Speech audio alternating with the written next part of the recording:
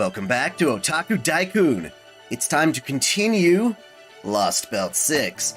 Thank you for letting me take a break. I was like literally falling asleep, and I definitely needed that and some dinner, and yeah, I'm ready for more streaming. Thank you to everyone who is joining me again or just jumping in right now. Last we left off, we went to the British Lostbelt because there was a big fear that Chaldea predicted that within 24 hours there would be this giant collapse that would cause all of Earth to, like, die, which is crazy. So, even though we weren't planning to go to Lostbelt 6, we zipped on over, and what the hell is wrong with my stupid avatar?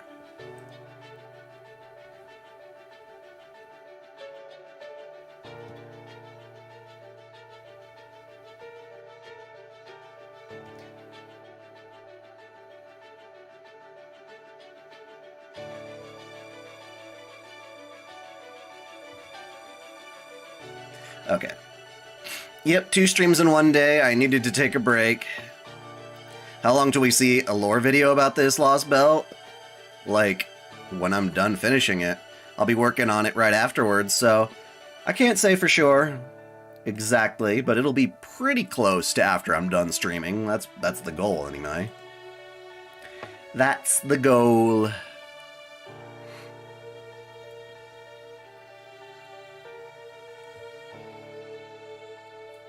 But yeah, okay, so we weren't planning on exploring this Lostbelt in the story until we found out about this big warning. So we go there, and then we all get stuck in the, what do they call it? The nameless forest, where the fog there makes you lose your identity.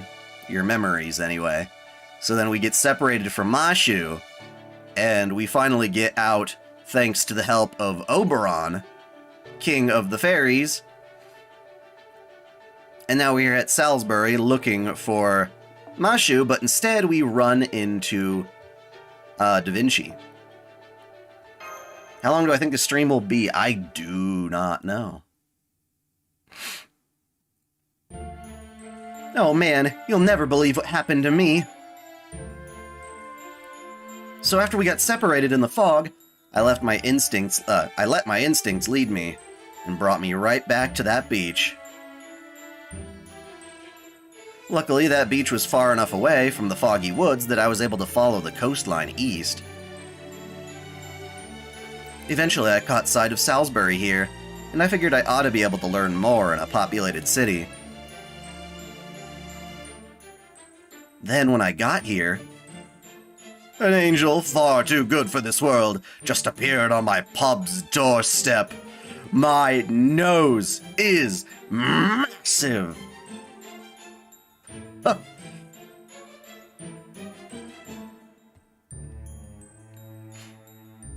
She was very unsteady on her feet, but I could still see the fire in her deep blue eyes when she said, "What a lovely place. Would you let me work here for the rest of my life?" I never said that. What I said was, I'm looking for my companions, but first, could I have a glass of water, remember? Well, if you ever change your mind, just let me know. You're welcome to work here forever. Yes, I heard you the first 100 times, Mike. Now, back behind the counter. I'll teach you to make cocktails later.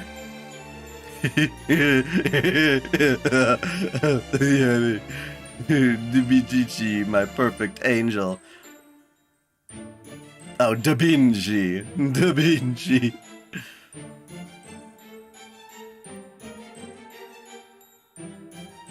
Yeah, but he's still silly as hell. Anyway, that's my story. Hey, Kango X77. Greetings, Having's back. I missed the majority of the first stream due to work, but were you able to get Morgan? Yes, I was able to get one of them. It was quite the hilarious ordeal. I got one Morgan, and, I rolled the vast majority of my courts, actually all of my courts. I still have tickets, but all of my courts went into trying to get a second Morgan, only to get like a bazillion bar guests.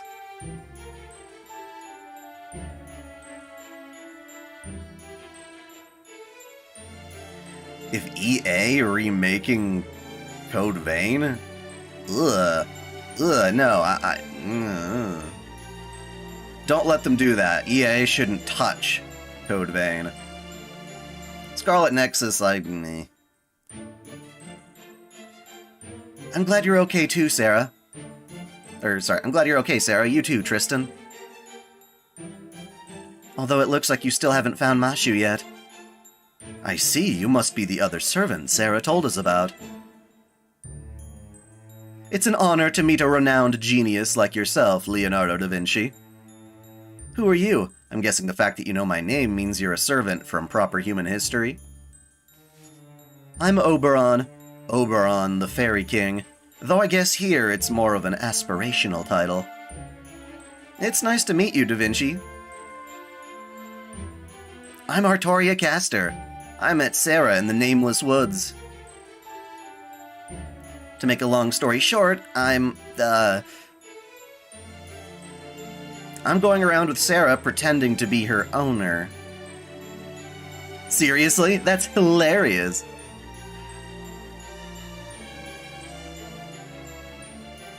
You're recommending Hell's Paradise? I'll think about it. In addition to the anime that's airing right now, I decided to hop on, I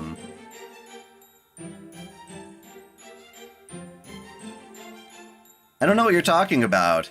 It's EA Origin LS? What the hell is that? But no, you guys always sidetrack me by asking completely different things back to back. But, no, I've been watching, or I just finished, rather, Kaguya-sama Love is War, finally. It was pretty good. I thought it had some great writing, but it also had a lot of, really frustrating moments. Moments where you feel like you've made progress, only for that to, completely fall back on itself. Make you redo the same drama you just did, but, under a slightly new layer or window. It's a little weird, but it was fun. It was definitely fun. It had me laughing my ass off at certain points.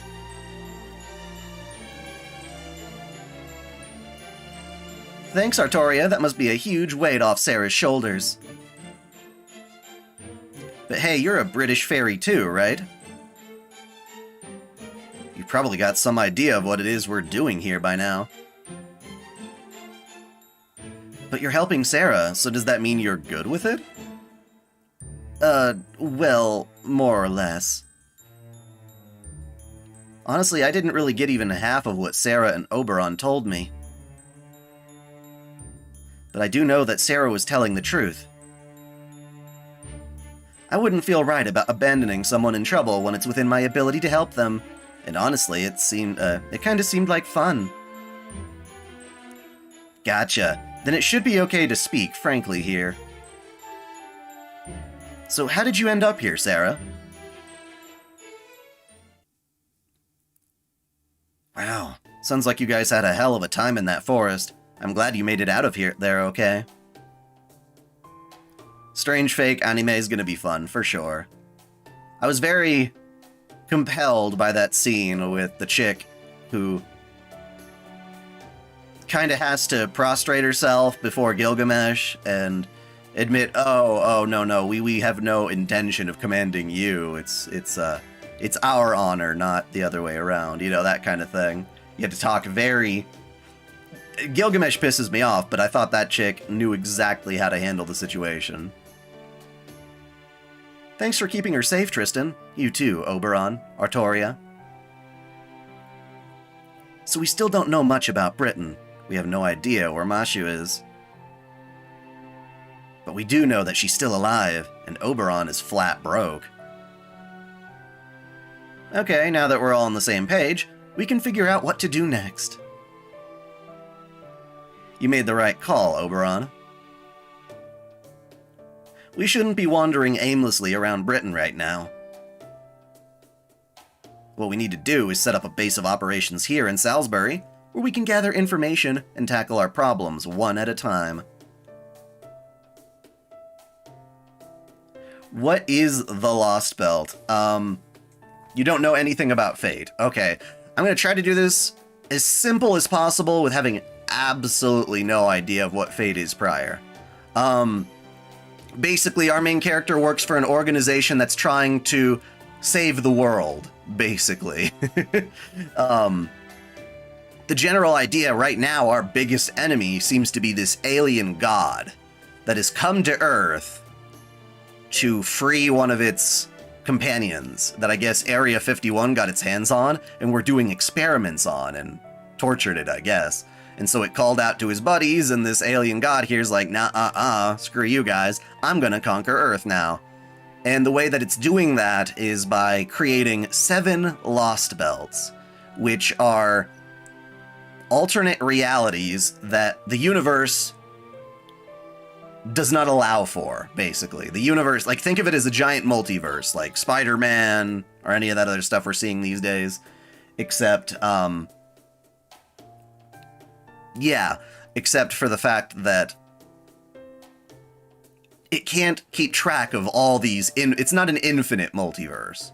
There are certain worlds that the universe chooses to prune, because it goes off in a certain direction of human history. Different reasons and criteria for that.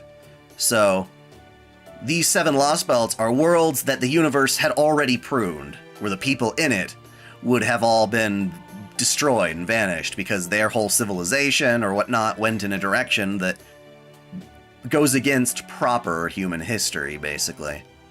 But the alien god is preserving these Lostbelts and allowing them to live and invade upon Earth. So we've got, our world, which is called proper human history, that is now being endangered by this alien god who is trying to essentially replace proper human history with one of the 7 Lostbelts, whichever these worlds can become the strongest and survive. In this case, we are going through a version of Britain, a timeline in which, instead of King Arthur taking over as king, I guess, Morgan Le Fay, Arthur's sister, becomes the ruler, and seems to preside over a land of fairies instead of, you know, ordinary humans as we are used to in proper human history. So it's a vastly different timeline where fairies are the dominant species on the planet now. And our goal is ultimately to defeat Morgan Le Fay and allow this whole Lostbelt to dissolve so we can protect our own timeline. It's pretty crazy. Then, have you tried watching Oshinoko or My Idol's Child? Oshinoko is amazing. I love it. It's very good so far. I'm a couple episodes behind because I try to watch that with my wife when I visit her. So we're a little far behind, but we'll catch up. Very good. Thank you again, Archangel Glenn. And Dawson, what did you ask? Sorry.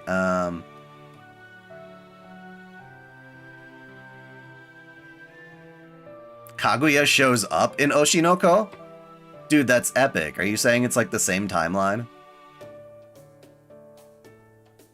If you had to rank the 6 Steins Gate girls, how would you rank them? Are there even 6? God, I can't even remember. I don't know, I feel like you ask me about Steins Gate all the time, but I say the same answer each time. There's, Kurisu,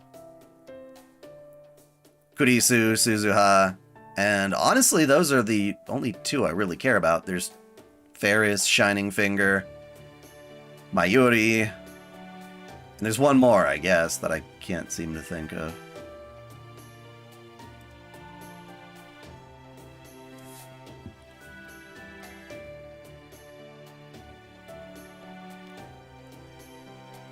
Our top priority right now is finding Mashu, so we'll need to look for info on a girl wearing iron armor. While we do that, we should also learn about Britain and the lives of the fairies who live in it. So you want us to set up a base? Do you have like a house or something? I sure do. This pub doubles as an inn. Well, technically they just copied a man-made inn without knowing what it was for. So I taught Mike about inns and how to put all the extra rooms he's got here to good use. And as a little reward for my services, I got to take 3 of the second floor rooms for myself. That's an awful lot of rooms, bro. I knew we'd eventually find each other, and that we'd need a Chaldea frontline base when we did, so that's why I went ahead and made one. Wow, I'm impressed, Da Vinci, and I know Lancelot would be especially blown away by what you've done here. Is this Lancelot person also a young girl? Ha!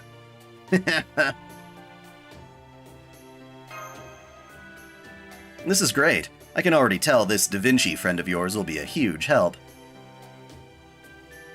Alright, since it seems like you guys have things well in hand now, I think I'll take my leave. I've actually got a lot of other things I still have to do. You're going off on your own, Oberon? Yep, I'm going to see what I can find about this Mashu girl. Not to mention we also need more information about Britain as a whole. Now that you Chaldeans have come here, things are definitely going to change. And since we don't have many allies on our side yet, I want to make sure we know where things stand in every region.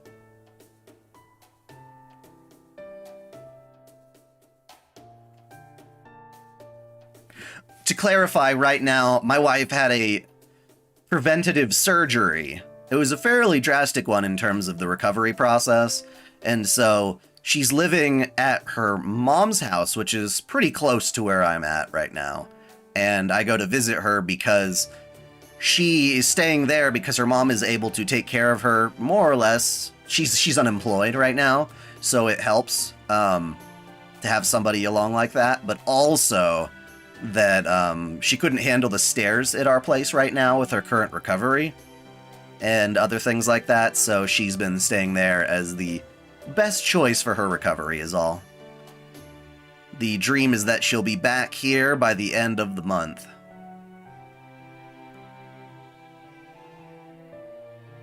Oh yeah, Maho. Forgot all about her. Poor girl. My bad.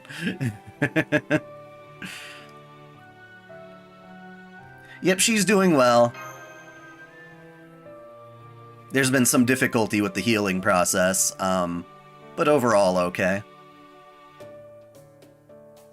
Of course, especially now that I know where I can find you all. Don't worry, the next time you see me, I'll have good news. In the meantime, I suggest you all get acclimated to Britain sooner than later. Well, damn, he sure didn't waste any time. I'm glad he's on our side, but he definitely dances to the beat of his own drum, doesn't he? Indeed, and that colorful outfit of his speaks to me. It tells me he is, without a doubt, the same kind of poet as me. Ah, how this gladdens me. So what should we do now? I could show you around Salisbury if you like. Thanks, but I think we should take, the rest of the day off. You walked a long way to get here, after all. Please go ahead and make yourselves comfy in the rooms I mentioned. Sarah, you take a room for yourself. Tristan and I will share another. And Artoria, you can use the other room I set aside for Mashu. I knew I was right for not settling for just 2 rooms. Oh, I also put some magecraft barriers in the room, so we won't have to worry about being overheard. I don't think I've played that specific Steins Gate, no. I've done the main game and Steins Gate 0. I recognize that Da Vinci wink. Really? I can have a whole room all to myself? For free? Hooray! I've always wanted my own room. I can't wait to get all comfy. Thank you, Da Vinci. Gosh, you, proper human history fairies are also generous. This is great. And now she's gone, too. I know I didn't touch on this before, but she's pretty different from the Artoria we know, isn't she? Yes, she is, from what I've seen so far. We should consider her an entirely separate person from King Arthur, Artoria Pendragon, the King of Britain in proper human history. Yep, which is one more thing I'd like to discuss up in our room, if you two don't mind taking this there. It's better if we discuss proper human history stuff just among ourselves. You really can't be too careful here.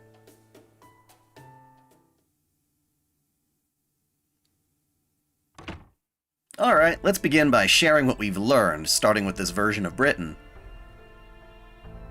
You probably got a sense of this yourselves on the way here to Salisbury, but this Lostbelt is very different from all the others we've seen so far. It doesn't look at all like an alternative path human history could have taken, especially since humans aren't the dominant species here. So far as I can tell, this world consists entirely of fairies. I don't know when Muramas is going to show up yet. In Russia, a huge cold snap made it impossible for the human species to survive as they were, so they were forced to adapt and evolve. In Scandinavia, the Twilight of the Gods, aka Ragnarok, happened during the Age of Gods, and both gods and people alike were in sharp decline afterward. China was ruled by a single Genren, or true human, and became the sole nation-state in the entire world. India was converging in on itself through endless cycles of reincarnation, only for the whole world instead of individual people. And in Greece, humankind was completely dominated by gods who never died out. While all of them were dead ends, they were still all human worlds. No matter how different they may have been from our timeline, they still all had human societies that suited their environments in the year 2019. But that's not the case here. This is very much not a human world. For one thing, there is no world outside of Britain. It's not like the other Lostbelts where we just couldn't see outside the world thanks to the storm walls. There's just nothing in this world at all besides Britain. No other continents, and definitely no other nations. So as long as we're here, the whole planet consists of nothing but the Isle of Britain and the sea. And that means it's basically another world with no relation to human history? Yep, given what we know now, that's the only way to describe it. Over the last few days, I've been asking various fairies about what other things are like between Britain and other countries, and the very idea of other countries was alien to them. So that tells me there must be some strange circumstance that caused this place to become Fairy Britain. Figuring out what that is will be the key to beating, no, unraveling this Lostbelt. Hold on, if there aren't any other European countries here, does that mean every fairy in this land comes solely from the Isle of Britain? That's a great question, Tristan. If there are no other lands in this world, it follows that no fairy legends from those places would be imported here. But luckily, there's still a little thing called human history convergence. What that means is, as long as a fairy once existed on Earth, their existence will remain even if their form and history are different. So even if in this Fairy Britain, we have fairies from various European legends showing up in different forms. Basically, the ecosystems are similar, even if the environments aren't. Since this is still the same planet Earth, there are inevitably going to be similar life forms, civilizations, and large-scale events. Similar life forms, huh? Yep, Fairy Britain may be nothing like the Britain we know. But despite that, the two Britons have a surprising number of things in common. Things like city names, fairy names, even the name of this world's queen. Remember that huge castle to the north you saw on the way here? It belongs to High Queen Morgan, ruler of Fairy Britain. And it probably won't surprise you to learn that its name is Camelot. That's right. Here, the same castle that symbolized British peace and proper human history that was home to King Arthur and the Knights of the Round Table, belongs to Morgan. The strongest, most despised witch in British history, and the one indirectly responsible for all of King Arthur's death and Britain's downfall.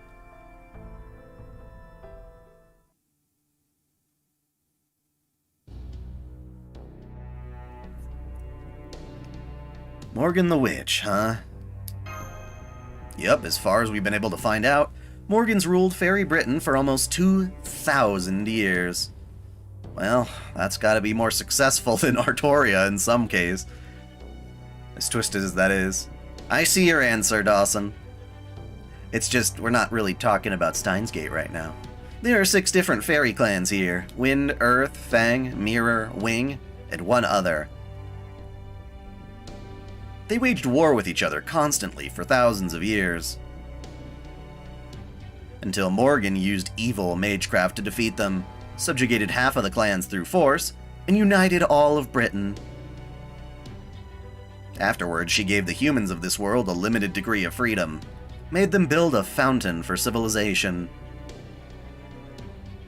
and developed this imitation society over the course of the last 2,000 years. Morgan, so even in this Lostbelt, she's still trying to. But no, I suppose I shouldn't say that. I'm sure this Morgan is a different person from the one we know. So what exactly is her reign like? Since she calls her castle Camelot, does that mean it's fair and just, in a way King Arthur would be proud of? No, it's pretty horrible. She has strict limits on the number of humans that can be born each year, and she rules the fairies with an iron fist. Every fairy that lives in an urban area is inscribed with Morgan's curse, command spells, as part of their civic duty. Ah. And every year, fairies inscribed with these command spells are forced to donate some of their vitality, magical energy essentially. They call it the existence tax. Any fairies who can't pay it, essentially, who can't provide enough magical energy to satisfy Morgan, are killed right then and there. Apparently, when she first took the throne, Morgan told the fairies, "I offer neither absolution nor salvation. I demand only that you obey without question or hesitation. Show me your fealty in a world in action, and I shall keep Britain safe." Oh, in word and action, not world. Any fairies who can't handle this state of affairs and become unable to work are either taken into Camelot and dealt with there, or they escape the cities and run away to lands no one else knows about. An annual existence tax. Oh no!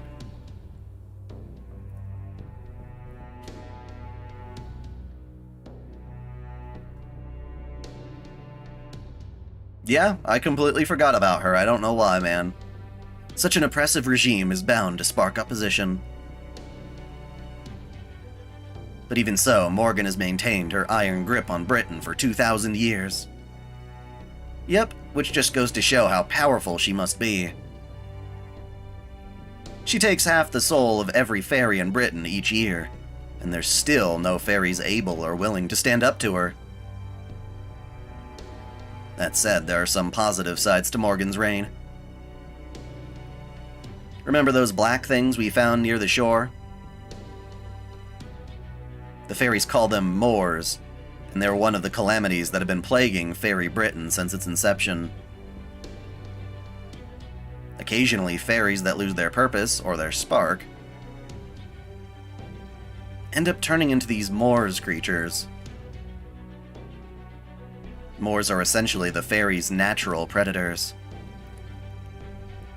Just touching one is enough to infect a fairy, ultimately transforming them into a Moors too. So they're fairy zombies. It's kind of like a disease that only affects fairies. And the Moors aren't the only calamity that Britain has to regularly contend with. There are lots of others that pop up on a regular basis. And Morgan's The High Queen's army is constantly fending them off. Morgan may be a cold and ruthless ruler, but she's also the sword that keeps Britain safe. The fairies may fear and hate her, but they also depend on her. And that's the current state of the fairy Britain. Sounds more like Morgan's definitely this Lostbelt's king, then. Yep, that seems like a very safe assumption, which means she'd also have to be the one who used Rongominiad. That spell was so powerful it reached Olympus from here. No one else could have cast it. Though, of course, that unfortunately also means Beryl Gut is involved with Morgan somehow. So I'd say that makes our chances of peaceful negotiation with her basically nil. I see, then we have our own reasons for defeating her. Yep, though we may have a hard time getting into Camelot, since apparently no one can enter it without her permission. That said, even Morgan's reign isn't perfect. In fact, there's new hope going around Britain right now. As luck would have it, we showed up here at the exact right time, just as things are about to change. So, what's this new hope? The Child of Prophecy. Specifically, a child whose existence was prophesied by the head of the now extinct Mirror Clan, right before they disappeared. From what I heard, it went something like this. 16 years from now, a savior shall appear. Guided by the staff of selection, the true king will take the throne. When the 6 bells ring out, the false queen will fall. Alongside Fae and humans, the savior will bring an end to the false history. They said Scotland's not in this Lostbelt, but things from Scotland still managed to squeeze on in.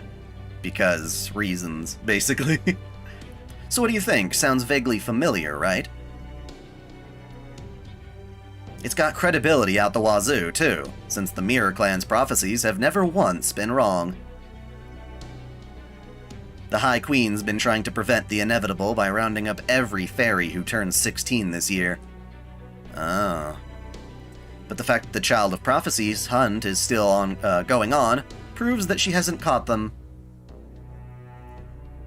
Suffice to say, between the Moors and the Child of Prophecy alone, the cracks are showing in the High Queen's reign.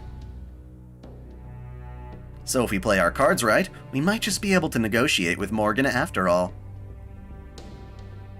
That said, finding Mashu definitely comes first. For the time being, you should rest up and recover your strength. Then tomorrow, we can start gathering information. Quietly and casually, of course, so as to not arouse suspicion.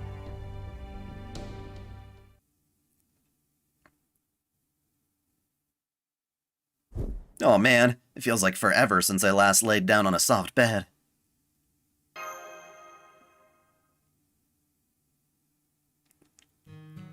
The British Lostbelt, High Queen Morgan.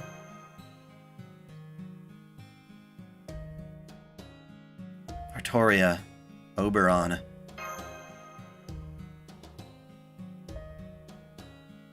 Mashu, wherever you are, please be safe. Catch you later, Jens. Thank you for stopping by.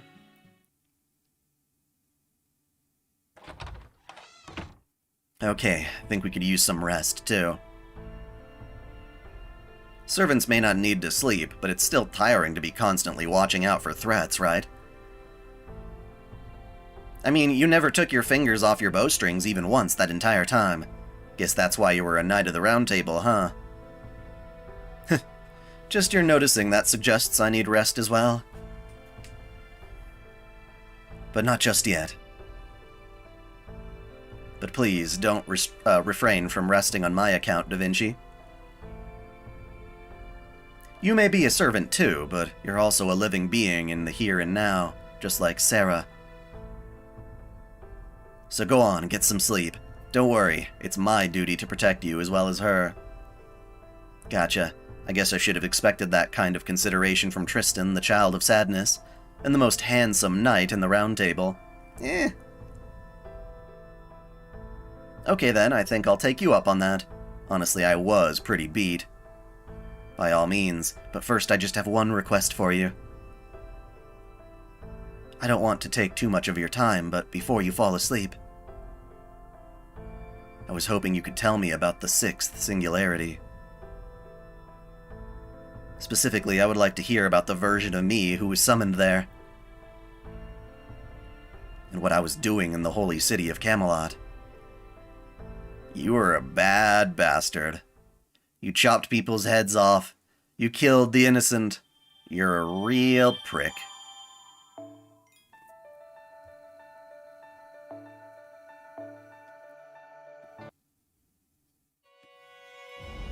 A woa.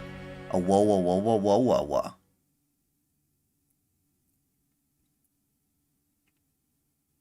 Good morning, everyone. My gosh, that bed was just so comfortable.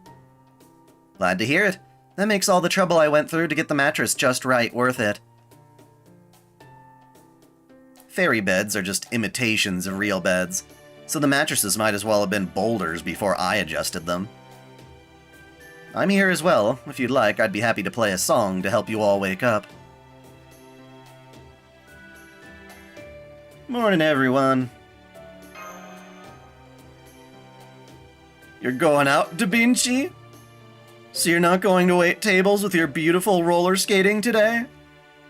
Sorry, I'm off to do some sightseeing, but don't worry, I'll help out in the afternoon.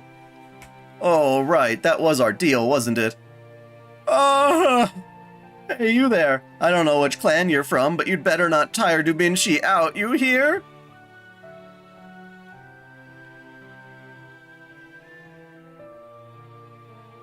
Lostbelt 6 is cool so far. Huh? What's up, Sarah? Something on your mind? I'm just wondering what's up with the sky. Oh, that? Yeah, I was surprised by that at first, too. The weather here never changes. It's got one sky pattern for day and another for night, and that's it. It does supposedly rain here sometimes, but apparently it's just always cloudy here. No blue skies. Huh, blue skies. Your Britain's skies turn blue sometimes? Oh yes, when there are no clouds in the sky. It becomes a beautiful shade of blue as far as the eye can see. Though that's not to say these skies aren't beautiful in their own right.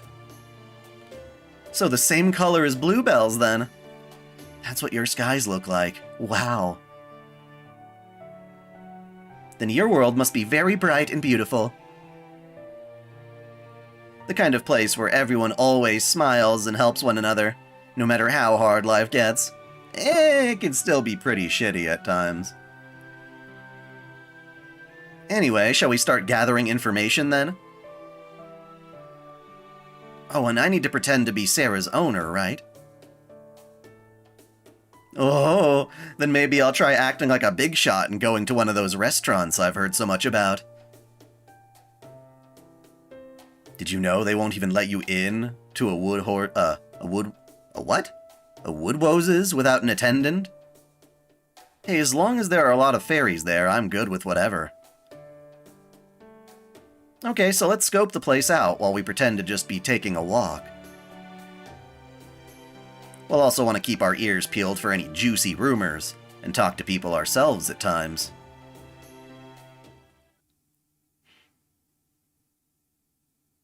Have I heard anything about a fairy in iron armor? What, you guys interested in joining the High Queen's army? Don't bother. Nothing good will come from joining them now.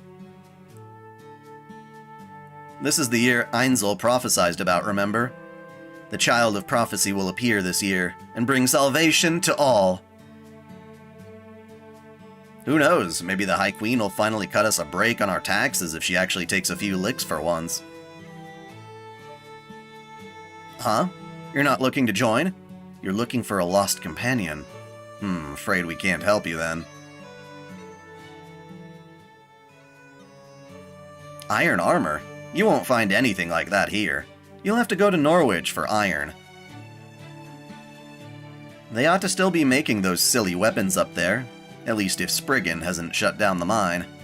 Friggin' Spriggan. What kind of weapons, you say? What else? Swords, spears, bows, axes? You know, the usual.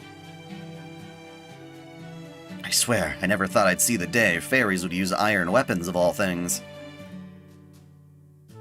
What could the High Queen be thinking? Still, at least the Child of Prophecy should do something about all of that. We gotta be patient a little longer.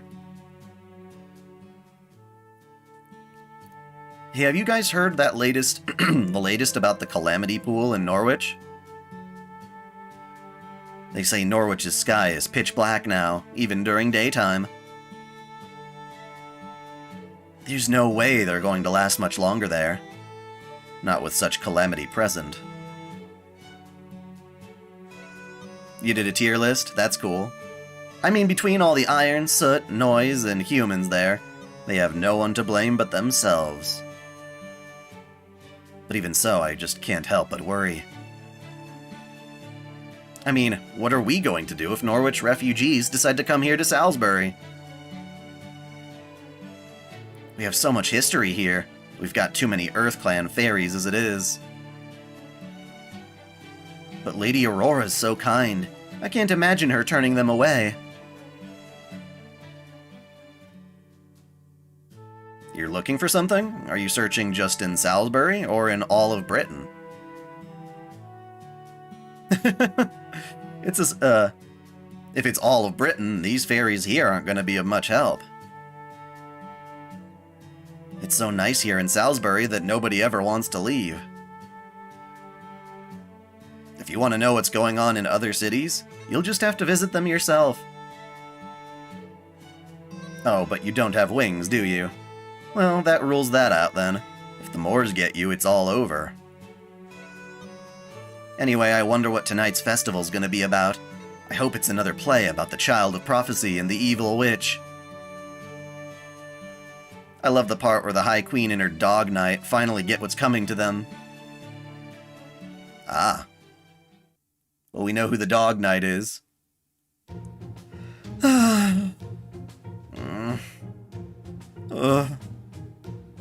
Well, that was disappointing. Did you watch the new season of Attack on Titan? If you mean that like one special hour-long thing, then no. I was planning on just watching that right before the actual final season. Or the final part of the final season that they keep bragging about. I mean, I wasn't really expecting to find a solid lead in just one day. But all anyone wanted to talk about was the Child of Prophecy. They barely even listened to what we had to say. Indeed, that last fairy even tried to get us to buy some questionable Child of Prophecy merchandise.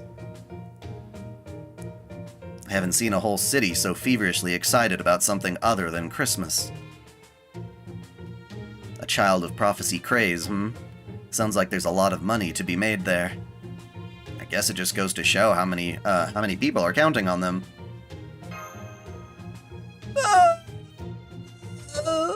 Poor Artoria.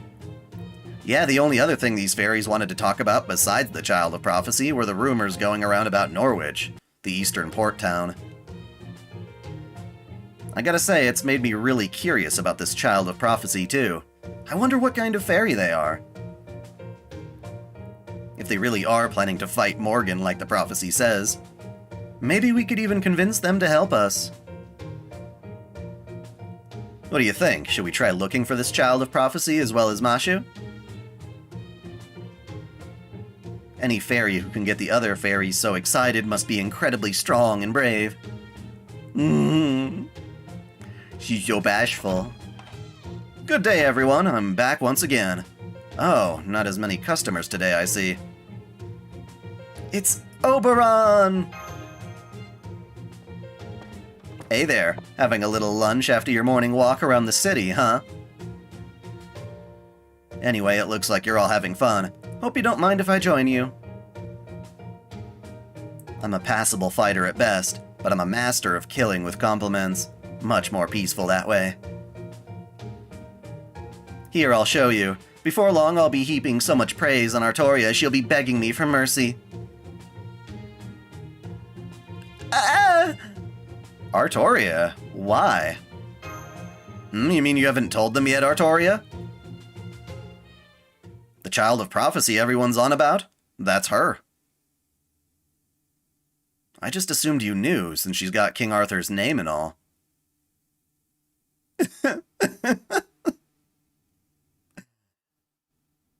I mean, yeah, the thought did cross my mind once I heard you were named Artoria. But still, you, Artoria? Really? I mean, let's be real. You have less magical energy than most fairies, right? You might have better magical circuits than a human. Well, since you're a fairy, I guess they'd be the Age of Gods patterns. Anyway, they're still below average for a fairy. Hell, even Mike there must be stronger than you. So how can you be the child of prophecy meant to defeat the High Queen? Mood. I know you're right. It doesn't make sense, does it? I'm sorry. I know it's not right that someone like me is carrying around the staff of selection. Still, it's not like we know for certain that I'm the child of prophecy. There's a chance I might not be. Besides, I don't really have the guts to fight the High Queen, or the drive, or the determination. I don't belong to any of the clans either. I have so little magical energy that I have to fudge it with magecraft. I can't even get close to the bells I'm supposed to ring. I mean, I do plan to do that, the best I can in spite of all that. But let's just say I'm in a very, it's a very uphill battle. Da Vinci and Tristan do have a master. We are that master. Honestly, I still don't know why I was chosen. Except, well, okay, so Da Vinci made her body so that it didn't need to serve a master. That's what it was. You know, because her body was her own design. She built it that way. Tristan, I think, just is Sarah's servant right now.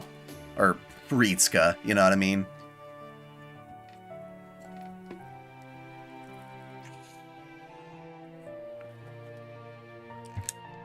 You don't think you can do this, Artoria? I don't know. How did the king have a baby? Is she a futa? You mean King Arthur, Artoria Pendragon, Saber? Yeah, there was a temporary situation in which she was granted a penis. Through Merlin magic, hence why we call him the Dick Wizard.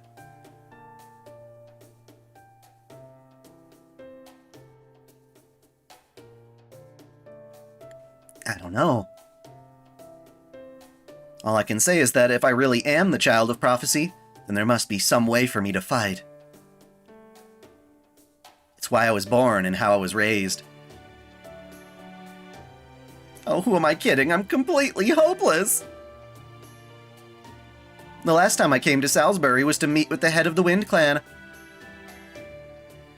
But I ended up declining to try Manchester next because nobody here would even give me the time of day. I see. So that's why you didn't say anything sooner. Fairies can sense how much magical energy you've got at a glance. So I'm sure they only laughed when you told them you were the child of prophecy. I bet they also yelled at you and told you not to lie. They did, so I thought I'd start by convincing the head of the clan who I was. But they just turned me away at the gate. The head of the Wind Clan, huh? That would be Aurora. Personally, I think you're pretty great as you are now, but I can see why you'd feel a need to boost your prestige. Well, if that's the only problem, I can take care of it right now. What do you mean by that, Oberon? I mean, I can get you a meeting with Aurora if you want. Oh!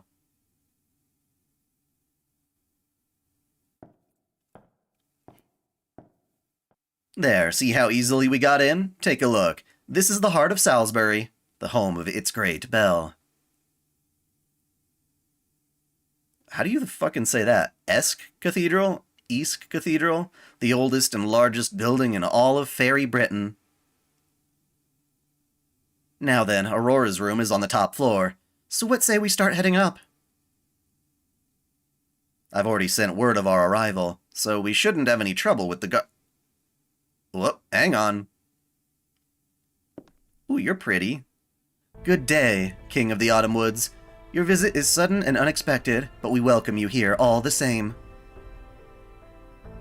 However, it seems I must remind you that this cathedral is the holy ground where kings and queens are made. The esteemed site of High Queen Morgan's coronation 2,000 years ago. As such, regardless of how much affection Lady Aurora may have for you,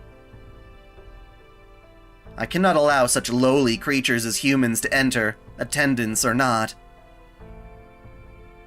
Guards, to me, capture these unidentified fairies and then and that disgusting human.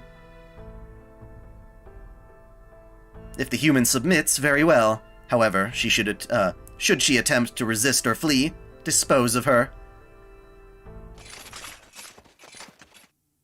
That goes for Oberon too, of course. You needn't show him any leniency.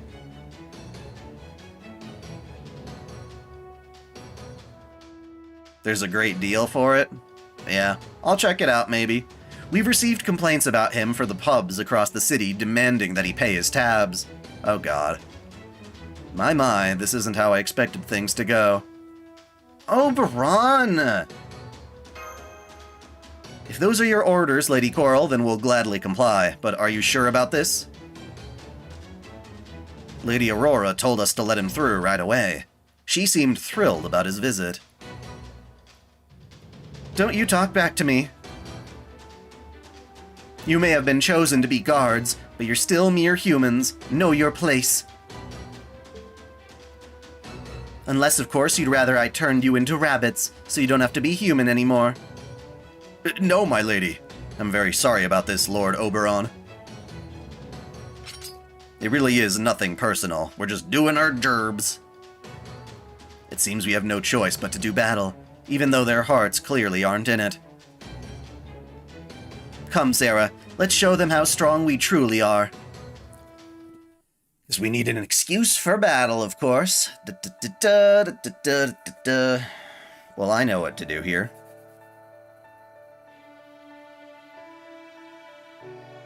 The same thing we always do, Pinky.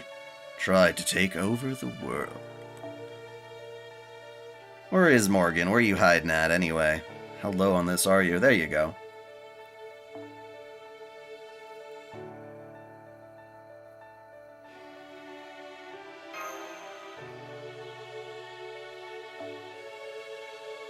Yeah, let's try this. Actually... Well, no, we'll swap for now. We'll see how things go. The same thing we do every night, Pinky. Try to take over the world. Dun dun dun dun dun dun dun dun dun dun dun dun dun dun dun dun dun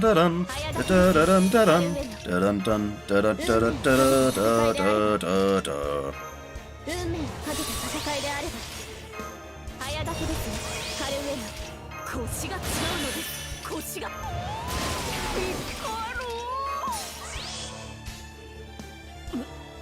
Bye-bye!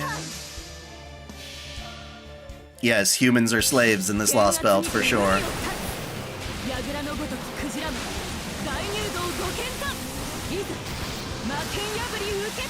Bye-bye! Don't have time for these battles. We got a lot of story to cover.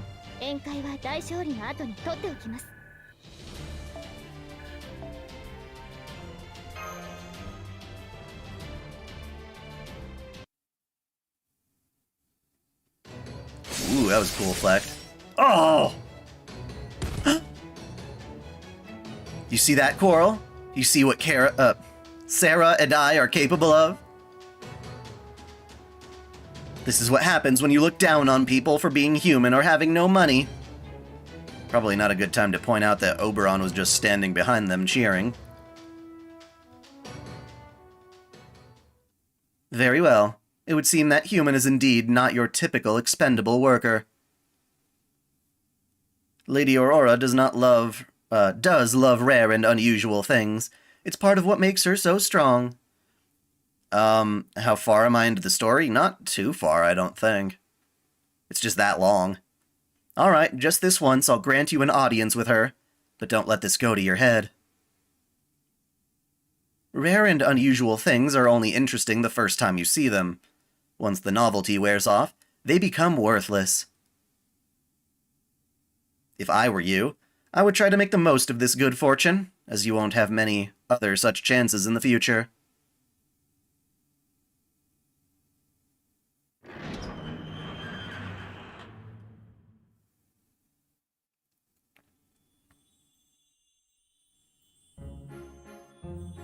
Hey, Aurora.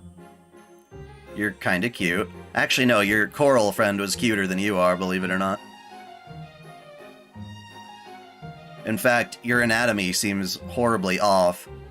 The way her cleavage is drawn makes it feel like she's facing further right than she actually is. That's so weird. Yeah, I'm not a fan of this art. The proportions are bad. It's probably because it's the same dude who did Oberon. Hello, Oberon. What delightful story do you have for me today? You know so very many things, so I'm sure it must be something special. Whatever it is, I can't wait to hear it. I could use some cheer after all the unfortunate news recently.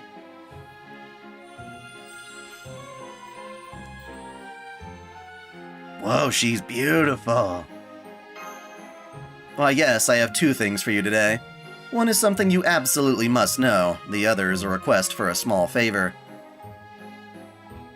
But don't worry, I won't take much of your time at all. That said, could I first make a somewhat selfish request? You see, I'd like to keep what I'm about to tell you just between us. You don't mind keeping secrets, right? Oh my, you're a naughty one, aren't you? I don't usually care for scary stories. But a little thrill does sound like fun. Would you give us some privacy, Coral? Lady Aurora. It's alright. I know we can trust them, so it's only right I answer her in kind. As you wish, but please don't hesitate to call for me if you should change your mind. You'll have to forgive Coral. She's a very proud girl, and she can be quite inflexible. She probably gave you a very harsh welcome again, didn't she? I'm just glad to see you're not hurt. It's a pleasure to make your acquaintance, friends of Oberon. I'm Aurora, head of the Wind Clan and Lord of Salisbury. Now, what did you come here to tell me today? Well, I guess it's no surprise that the whole mood just changed in here. Figure she didn't become the head of the clan through her beauty alone. Well, you see, there's this stranded friend of ours we've not been able to find. Oh my, oh my, oh my, oh my! How many years has it been since a human spoke so frankly to me? Ooh, how delightfully different! Tell me, what's your name? Are you a free citizen? What kind of pedigree do you... I'm so sorry. You already serve this fine young fairy, don't you? Oh goodness, how rude of me. Really, Aurora, you must do something about your tendency to take in every stray human you find. Otherwise, you'll eventually have every human in Britain living in Salisbury. And I'm sure you don't need any more resistance from your fellow clan members, seeing as how you're the only one who favors coexistence. Yes, I know, you're right, of course. But when I saw those big doe eyes of hers begging me for help, well, I just couldn't resist. Good grief. Well, this is exactly why I brought her to see you to begin with. Remember what I told you before about Chaldea and the other world called proper human history? Well, this girl here is the master of Chaldea, and the two people behind her are servants, not fairies. Oberon? Don't worry, it's okay. Aurora here may be from Fairy Britain, but she thinks a lot like the fairies of proper human history. And while she'd never come out and say it, she's not happy with the state of things in Britain either, right? It's been 2,000 years now since Britain fell into Morgan's hands. and you've been here watching it unfold every step of the way. You think it's time for Morgan's reign to end, regardless of what form that end takes. I remember how your eyes sparkled with hope when I told you about the outside world. Sarah here has come to Britain solely to defeat Morgan. She's not even thinking about what happens afterwards. Suffice to say, she also has no intention of ruling in Morgan's place when she's gone. Once the Chaldeans leave, whether Britain lives or dies will be for you and your fellow fairies to decide.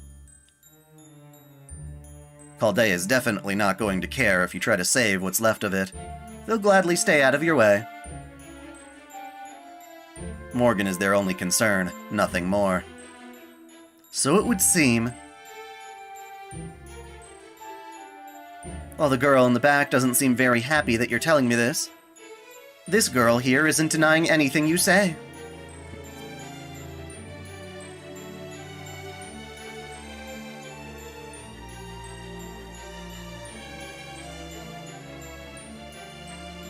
So you're travelers from another world, a Briton that went down the right path. It's still hard to believe, but maybe this too is Einsel's guidance at work. Is Einsel Merlin's name here? Either way, one thing is clear. Since we both have our own troubles, it's only right that we help one another. Sarah, was it? You have my permission to act in Salisbury however you see fit, even if your actions should be in opposition to the land of the Fae. If you're looking for a lost companion, then I'll lend you the eyes of my fellow wind fairies in other cities. I can't contact my compatriots in Norwich at the moment, but I will have my wind fairies in Oxford, Gloucester, New Darlington, and Camelot help you in your search. You need only tell Coral what your companion looks like. I just hope my clan can be of assistance. Oh wow, thank you so much! All that said, I'd still like to keep this relationship of ours on the down low for the time being. After all, you are the head of a clan. If Morgan finds out you sided with Chaldea in proper human history, she may have all the Wind Clan fairies killed. So this collaboration should be kept quiet, so we can deny knowing anything about each other in case things come to that. All the Wind Clan fairies dead? So not even you could defeat High Queen Morgan if you faced her directly? No, I couldn't. She could wipe us all out with one flick of her finger. I see. Gosh, that's really something, isn't she? Oh yes, she's a very special fairy. The only one who could hope to defeat her is the Child of Prophecy from Einsel's last prediction. It's too bad this child has yet to reveal themselves. I can only hope they come save us as soon as possible. Don't do it. He's gonna do it. How right you are, Aurora. I may very well be about to make your day. There's someone I'd like you to meet. What are you doing, Oberon? Please, stop! That's right. Artoria here is none other than the Star of Hope who hails from Tingatel. Born alongside the staff of selection that will bring Morgan to justice, she's the one, the only, Child of Prophecy. Go on now, don't be shy. Oberon! Yeah, that's funny.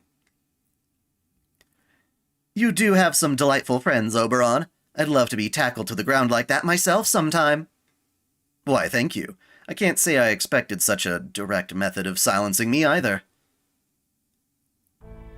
Still, Artoria would never say anything if I hadn't put her on the spot like that. She's kind of a late bloomer, you see, and she's still not confident about being the Child of Prophecy. So we were hoping you might be able to offer her your seal of approval. Say, for example, maybe she could ring one of the bells mentioned in the prophecy? Wow, even I wouldn't have come up with that. Impressive. No, that I'm afraid I cannot allow. While there is indeed a bell said to be the voice of the Wind Clan right above this room, I can only let her ring it once she has proven herself to me. Words alone will not suffice. She will need to demonstrate her abilities so there can be no question. You said your name was Artoria, yes? And it seems you do indeed have the Staff of Selection. I still don't understand what the Staff of Selection truly signifies. The only one who does is Ainsel, the head of the Mirror Clan, and no one has seen any member of the Mirror Clan for years. All I can do is see for myself whether you have the makings of a king. And how exactly do you propose to do that? Oh my, what a lovely voice, and here I thought you may be mute. Very well then, out of respect for those dulcet tones, I'll tell you my conditions. Artoria, Sarah, I would like you two to show me that there is still hope for our world. So here is my test to see if Britain can still be changed. As you know, we fairies are plagued by a dark fate. Every 100 years, a calamity befalls us, a curse that not even Morgan herself has been able to dispel. For the last few months, there's been a powerful moor's current winding its way through Norwich, a calamity pool. If you two can rid Norwich of this calamity, then I will gladly give you access to Salisbury's bell. I had a feeling she was going to ask us to do that. I had a feeling that tonight's gonna be a crap night. That tonight's gonna be a real crappy night.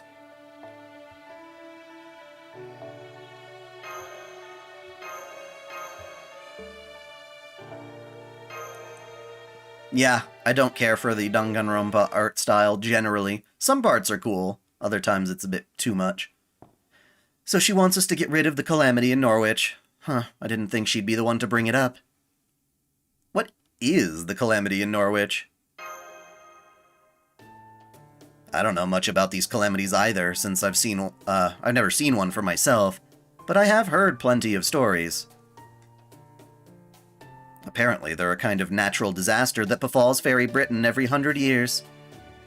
I've heard about these calamities too, and I've also already told Sarah about them. Norwich is a port town in eastern Britain, and apparently it's been showing signs that it'll be the home of the next calamity for a few months now. They say there's a ton of black soot rising into the air that's gathered above it like rain clouds. Aurora said she'd permit us to ring the bell as long as we can resolve this calamity, right? So we need to disperse these clouds of soot, huh? Unfortunately, I never learned any magecraft that could do that. Well, that's okay. Norwich is a tall enough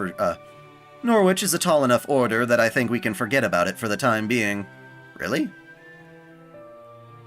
Right now, our top priority is finding Mashu. And now that Aurora is helping us do that, we should receive some word of her whereabouts in a few days. So all you guys need to do is wait at the inn until then. Then again, doing nothing might not be the best use of our time, Okay, I'll send you a list of things you can do to earn money and gather information later then. Later? Why later? Well, you know, I thought about what Coral said, and I probably should see about paying my tabs before I start racking up more. Okay, that's all for now. I'll see you again in 3 days. Ta-ta! You're a fairy. There. That should get them to rest up in Salisbury at least a little more. Meanwhile, I've got my work cut out for me. First, I'll need to go find what's going on in Norwich. Oh, welcome back, Blanca. How's the situation up north? How far is... How on earth am I supposed to pronounce that? Why do they do this without voice acting? Well, even with voice acting, I still wouldn't know what it sounds like, because Japanese just sounds it out. let me see if I can find something to go off of. Knock-na-ri-ab.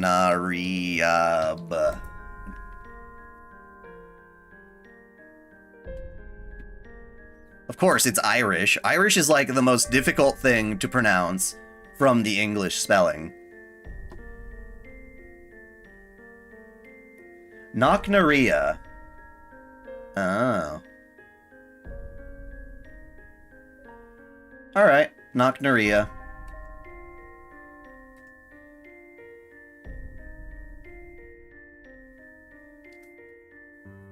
I have no idea what you're talking about from an Arab state.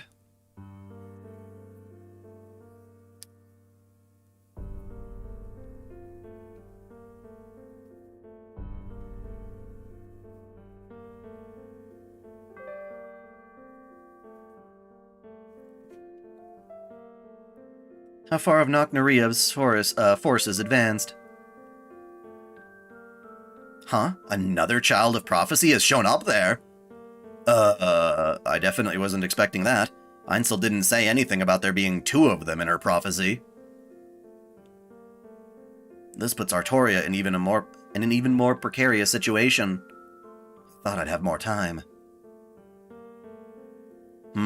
Yes, of course Artoria is the real child of prophecy. That much was never in doubt. But it won't matter who the real one is. What matters will be the one the fairies believe is the real one. Still, it's not all bad. Let's focus on the silver lining here. A false child of prophecy is in the north. Sorry. A false child in the north is bound to draw Morgan's attention. Which means Artoria and Sarah should be safe for now. That'll give me time to ensure they grow stronger. They're not ready for Norwich. They need to experience Britain for themselves, and to gain the power to adapt and to conquer its challenges. Do we really have time for that, you say? You're a tough crowd, aren't you, Blanca? But you have to take your time with the opening act. That's how it was for us too, remember?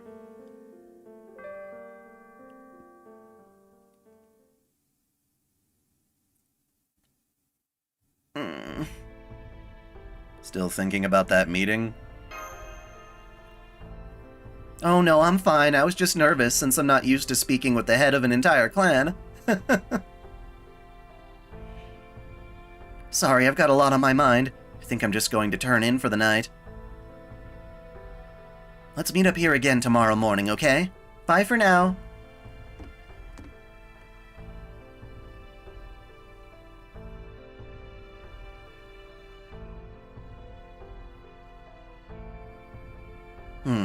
Looks like we'll have to readjust our perceptions of her, too.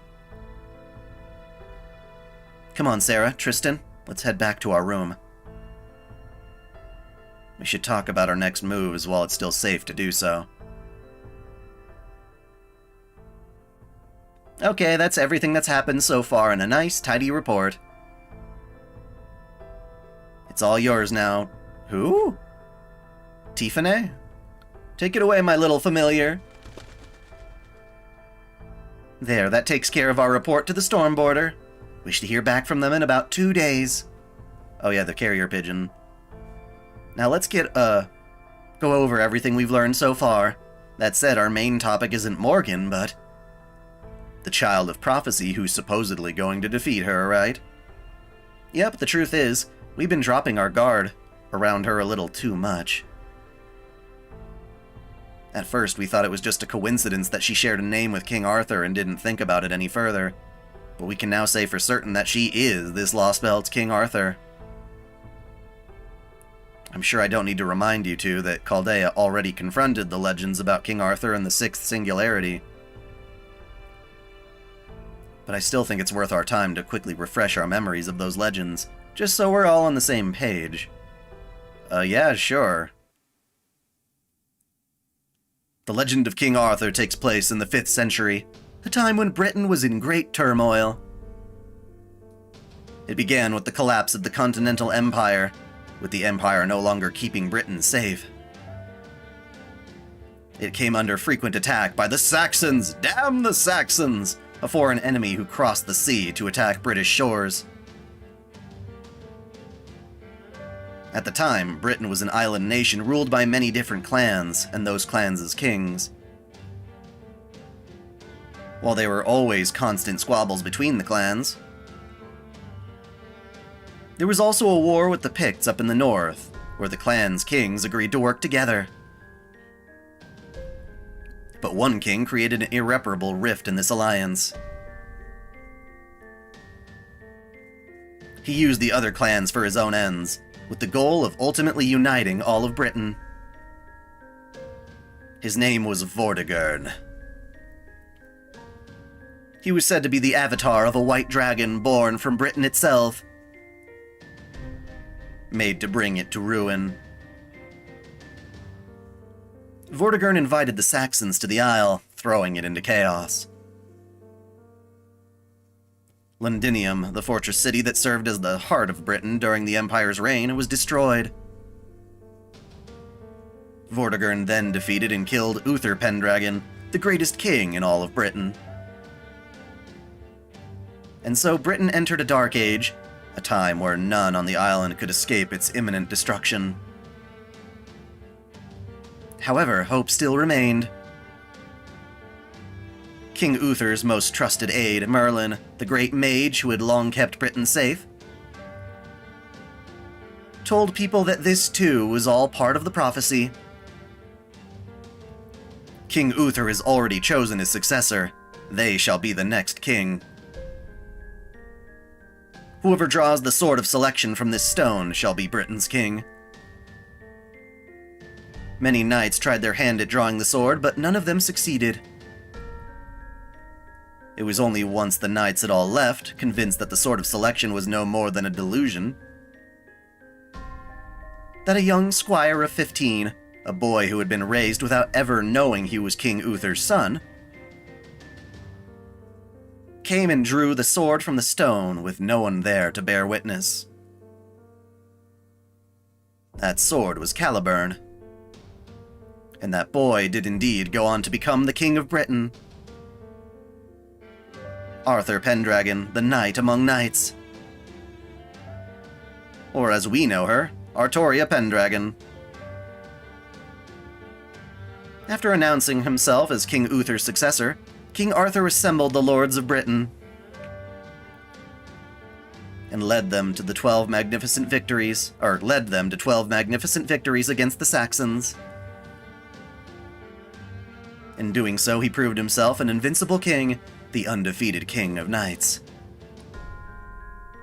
But unbeknownst to him, the Saxons weren't his only enemy. The greatest threat the knights faced came from within his own family. Vortigern, the avatar of the White Dragon who defended King Arthur's father, defeated, and brought Britain to its knees. Morgan, the fairy queen who declared it was Britain's very will that she become its ruler. Morgan's machinations succeeded in robbing the King of Knights of Caliburn, but the fairies gave him an even greater sword. That sword was Excalibur, a sacred sword forged within the planet's inner sea. In the world of magecraft, it's considered a divine construct, an ultimate weapon meant to destroy that which threatens the very planet. In laying claim to this sacred sword, King Arthur became Britain's savior in both name and deed. After a climactic battle with Vortigern in the ruins of Londinium, King Arthur, with help from the fairies, built the towering white castle of Camelot. Lords from all across the island came to Camelot to serve the King of Knights. They became the Knights of the Round Table, where all were treated as equals. It's a bit odd telling the story with Tristan here, but this is how the Knights of the Round Table were formed. Lancelot, the knight from France, blessed by the Lady of the Lake. Gawain, the heir of Orkney, blessed by the sun. Tristan, nephew to the Duke of Cornwall, and the Prince of Tragedy.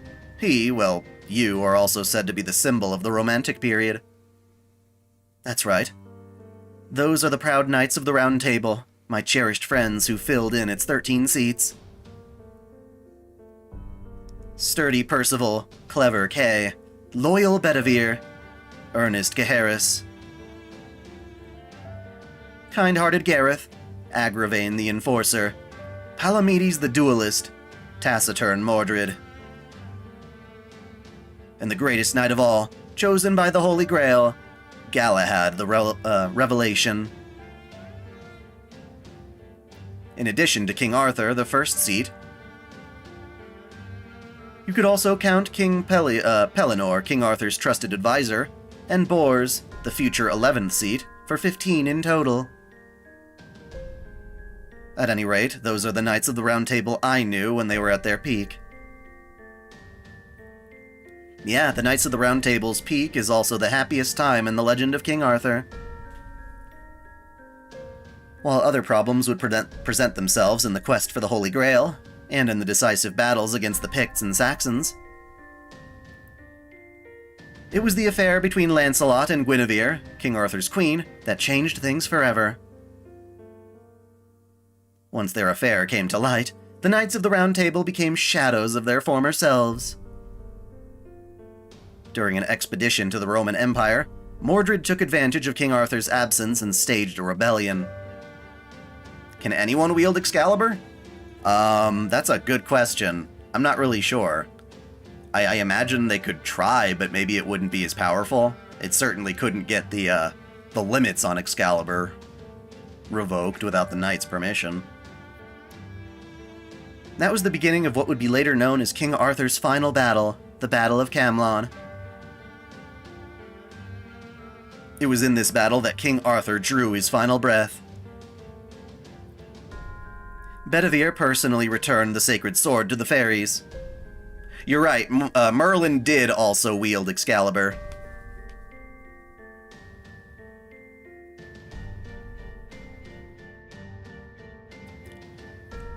Well, it's not just an ordinary sword, it like shoots beams of light and shit like that. But it won't shoot beams of light and shit just for everyone. Bedivere personally returned the sacred sword to the fairies. And the final chapter of ancient Britain's history was concluded. After that, King Arthur's body was brought to Avalon, the paradise at the world's end, by fairies of the lake. As the future king who would one day return to life,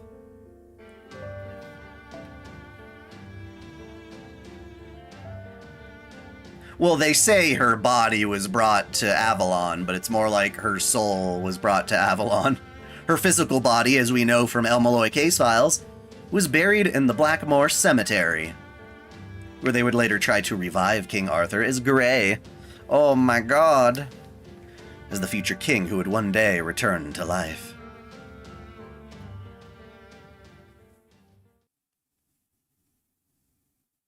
And that's the quick and dirty version of the Legend of King Arthur. Thanks for listening. Yep, I think I got it. I've done a video on the Garden of Avalon, which pretty much goes over all of this. So with all that in mind, let's get back to the British Lostbelt. In proper human history, King Arthur drew the Sword of Selection while he was still an unknown boy. Girl. And amidst the hope, envy, admiration, and prejudice of the other knights, ascended to the throne as king. Meanwhile, here in fairy Britain, Artoria may still be unknown and unrecognized. But even so, she wields the Staff of Selection, and she was traveling across Britain on her own as the Child of Prophecy. So she's got the same name, the same face, and the same destiny. No way all that can be a coincidence. Which means Artoria cast her as this world's King Arthur. She's destined to be Britain's savior. Britain's savior, huh? But why now? King Arthur saved Britain in the 5th century, but this is 2019. If she really is Britain's savior, shouldn't she have shown up in the distant past? That's the question, isn't it? I'm not sure why her story's taking place now either. Hey, Chaos Mash 64. Still mad I missed you on Andy Matrix's stream? Aw.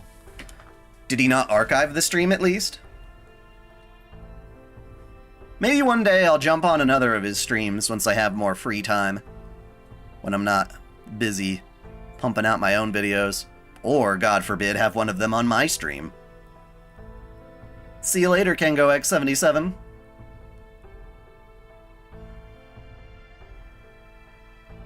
But I did overhear one interesting thing from some local fairies. Apparently, the Child of Prophecy is the reincarnation of Esk the Savior, and was sent here to save Britain once again. I don't know who Esk the Savior is, but yeah. Esk is in the World Tree from Norse mythology. Ah, it's Norse, of course I can't. Let me figure out how to pronounce that.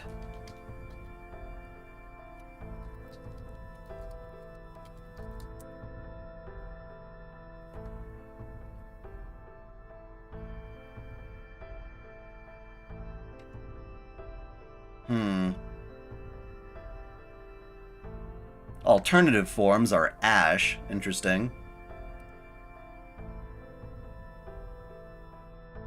It looks like the A and E from Esk is the same as, like, Gaybolg. It's like a combined A-E.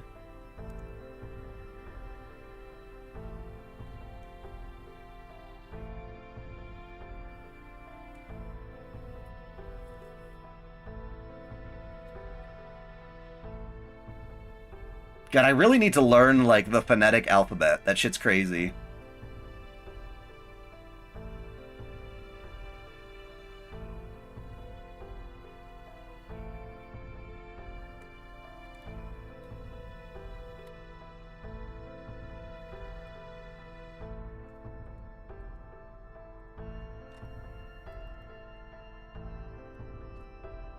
But we're learning here, man.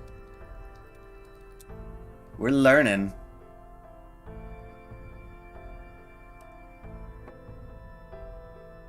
Ask. The symbol on Stop using robot voices. Esk. Esk. That's so stupid. Stop using robot voices to teach people how to pronounce shit.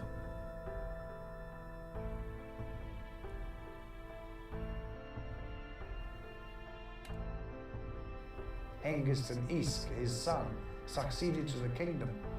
It cannot mean that they succeeded to anything remotely as organized as the Roman Empire had been when Britannia was a province, or as organized as the Kingdom of Wessex had become by King Alfred the Great's death in 899.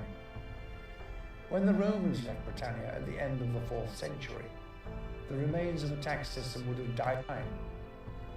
When the Romans left Britannia at the end become by King Alfred the Great's death, an empire had been when Britannia was a province, or as organized as the Kingdom of Wessex had become by...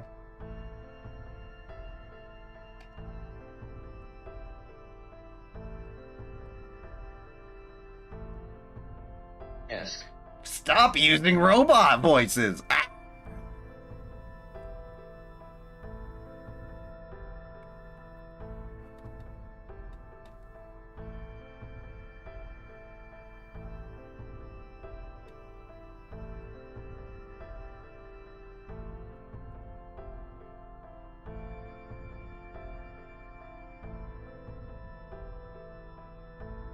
Isk. Stop it! That doesn't count!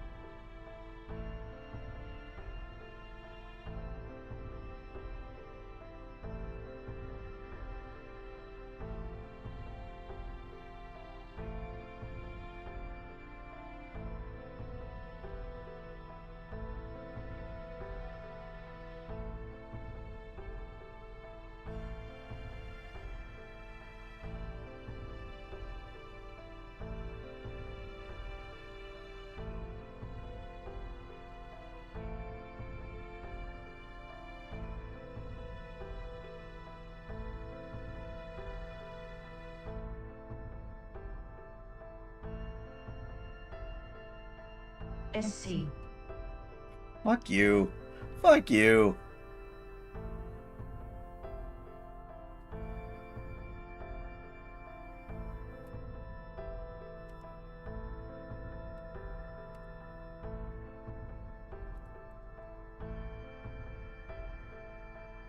Alright, I'm gonna move on. Takes forever. Dawson, sorry, when I'm doing something, I'm not gonna be able to read your stuff. Do you like Aoi Asahina art and Danganronpa? I guess so, she's okay. No, the stream didn't finish, I was researching how to pronounce Esk. What a pain in the ass. Alrighty. Esk is in the world tree from Norse mythology.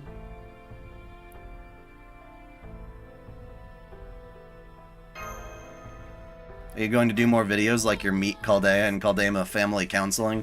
Everyone wants to, but they're hard to make, and I didn't think I was gonna. I guess I should, though.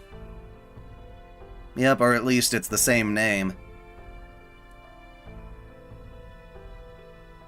See, once Morgan began ruling Britain, she officially named this period of time the Era of the High Queen. And the timing lines up exactly with when proper human history changed to AD. But while proper human history stopped in the year AD 2019, in this world, the year 2019 of the Era of the High Queen is still unfolding. Fenrir? Yeah, I know about Fenrir, yeah.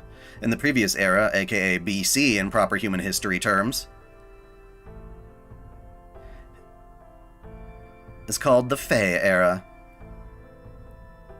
Furthermore, during the Fae Era, there was apparently a fairy who saved Britain from the calamities countless times. Esk the Savior. Apparently, there are only a few fairies left who still remember her. Ector the Immortal, Grand Duke Waste Heat Rhynek, Grimmer the Sage, and Totrot the First Knight. What a bunch of weirdos. I've never heard of any of these names. But they still speak of her legend in hushed tones. So if a savior showed up in this world before, they may mean Fairy Britain was a system for such things. Yes, this is my first time doing this Lostbelt. Something akin to the counterforce that the Isle itself uses to fight back when Britain is in danger. Do I plan on making more food from the Emiya family show? Maybe. Again, those are... Maybe. It depends on how many people really want them. And if that's true, it would explain why Artoria was only born now in this time. Plus, we're going up against High Queen frickin' Morgan here. Who else but King Arthur would fight her? That wasn't a very good explanation, so...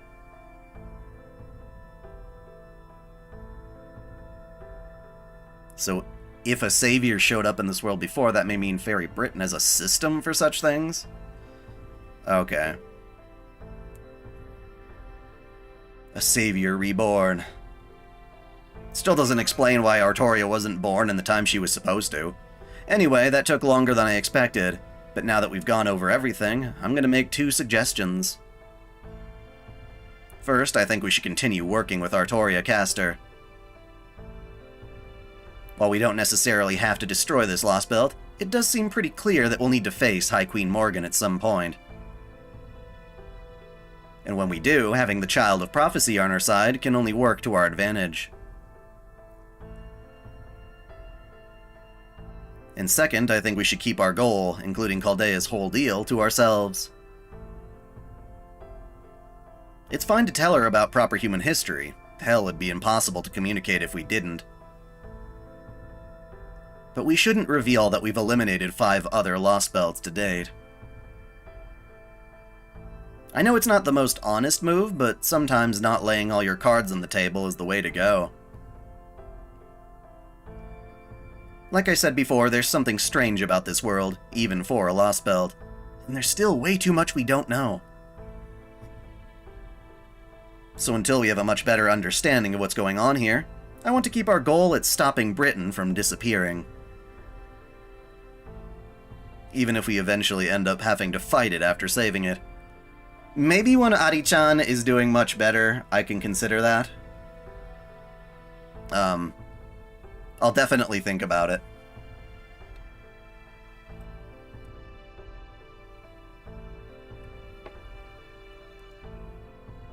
I'm not in the ability to make those kind of videos at the moment, but I'll definitely try. Even if we eventually end up having to fight it after saving it. Okay, so we can't tell Artoria about any of this, then. That's right, I'm sorry, Sarah. I know that won't be easy for you. But for what it's worth, my intuition is telling me things aren't going to come to that. I have a feeling we're going to save Britain, stop this collapse from destroying our world. I mean, it was a very fun video to make, for sure. Part of me's thinking what other recipes I would even use. But we'll see. Maybe I'll take something from the manga, but then that's not as much fun for the audio-visual side of it. Probably another one from the video game. Did I ever get a tattoo? No, I don't have any tattoos. I have a feeling we're going to save Britain, stop this collapse from destroying our world, and go our separate ways with a smile, without ever having to do battle with Britain. That's pretty optimistic, man. That's pretty optimistic.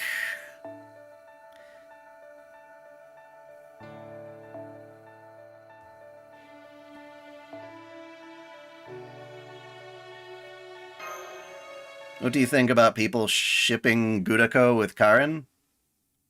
Or Gudao with Karen? I don't know. Pretty much every ship is something that they can entertain. Morning, everyone. Hope you don't mind that I had breakfast before you. You've got to try this bread. It's so soft and yummy. Apparently they make it from... oh right, wheat. How do you not know that? You're really in a good mood this morning, huh, Artoria? Cheering myself up when I'm feeling down is my specialty. That's right. Dabinshi taught me how to make it. I had no idea you could use flour like that. All this time I've practically been sitting on a gold mine. So this fairy lives in this grand building, but he is ignorant to the true value of flour. It seems there are significant knowledge gaps between individual fairies. Or rather...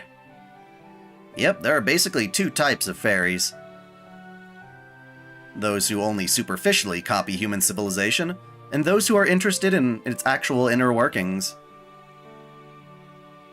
Most fairies are copiers who are satisfied just playing pretend. The thing about fairies is, they can do anything without human technology, so they don't have to know how it actually works. You know how when cars get more reliable, there's less need for drivers to repair them? And so over time, there are fewer drivers who know how their cars work. It's a lot like that. Whenever fairies feel like bread, they can just create some from their own magical energy. Easy peasy. But the bread they create that way is just an imitation of bread that they've had before, like it was 3D printed. Basically, fairies can't experience culture without some kind of originating data to work from. Even Mike here used to be a typical copier. It was only when I started working here that he began caring about the details. It's true. I was a real dull fairy until I met Dabinshi. But now every day is more fun than the last. I love being alive. I used to think preserving humans was a waste of time, but not anymore. Lady Aurora was right. We need humans if we're going to enjoy our lives. If there's one thing humans are good at, it's making technology. They come up with all sorts of fascinating things you just don't see in nature. Sure, some of those things aren't fun or tasty, like iron and gunpowder. But I've come to think of humans as equals now. Heck, I'd even say I respect them. When the last owner left this pub to me, I thought it was going to be nothing but a pain in the neck. But now I know better. We need something to live for, something we want to do for our own sakes, not just to fulfill our purpose. There's no way I'm ever going back to just plain old living again. Well, there you have it. In general, fairies are really pure of heart, or put it another way, easily influenced. That's not true, Da Vinci. It's all because of you. Not even Lady Aurora ever got me to change my mind like this. Okay, Mike, in that case, maybe you could learn how to say my name properly already. What do you mean I am saying it properly? Alright, I've also got a message for you guys from Oberon. He said to tell you to come to Salisbury's fields for an important learning experience. Huh, a learning experience? Sounds like we have a job to do.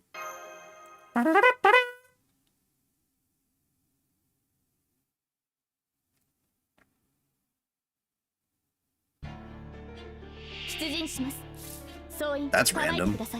There's battle out of nowhere. Yay!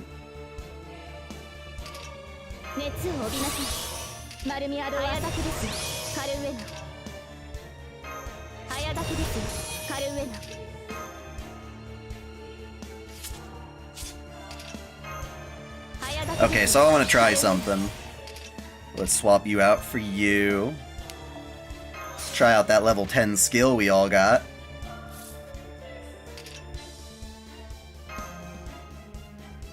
Oh, only 20%? Come on. Come on.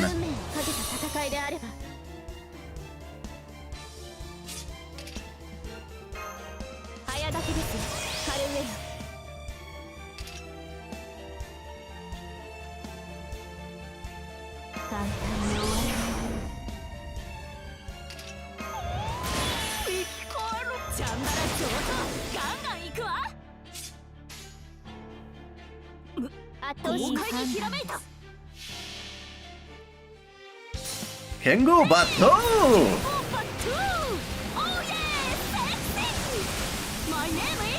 I still have yet to find a better strategy than just mowing through them like this. And I will use that strategy until I have to use something else. Aha!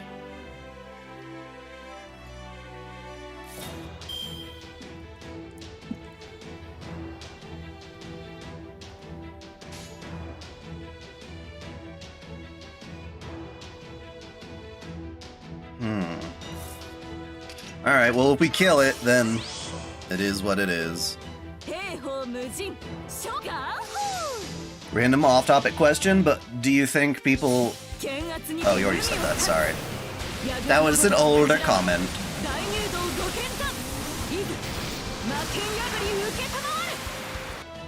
Yeah, you're dead. I don't mind, we got a lot of story to cover. We'll see Morgan's NP someday.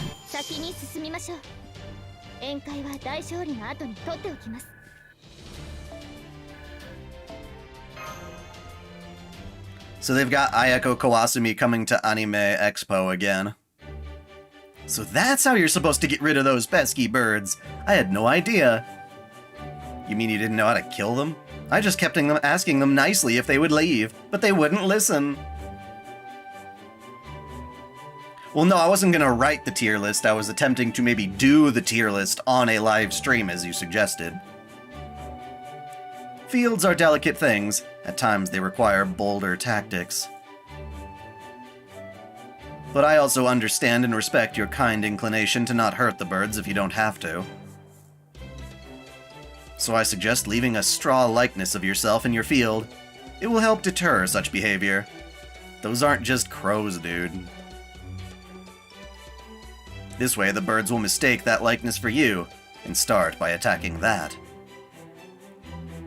Which should buy you enough time to, well, do something. Oh my, really? I never would have thought of that. Are you some kind of genius? Well, I wouldn't disagree with that. Oh, Tristan. Are you sure that's not how you're supposed to use scarecrows? Was Tristan always like that? Pretty much. He seems like he's got his head on straight, but most of the time, it's actually up in the clouds. Still, he can be the perfect knight, at least as long as he has someone to keep him on track. How come the lore basics of Fate Stay Night are different from FGO's lore? The explanation of how magic works isn't the same when it talks about how the world works. You need to give me an example, because I would argue it actually is the same. Just FGO has more options available to it than the stuff that Stay Night uses. You know what I mean?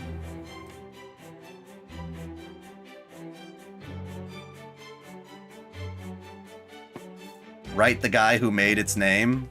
Well, I have his name written down. Yes, I do have that.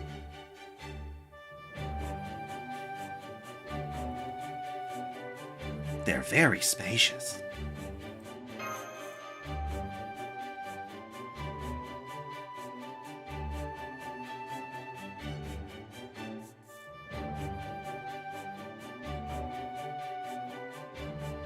I don't know why you would need another DS.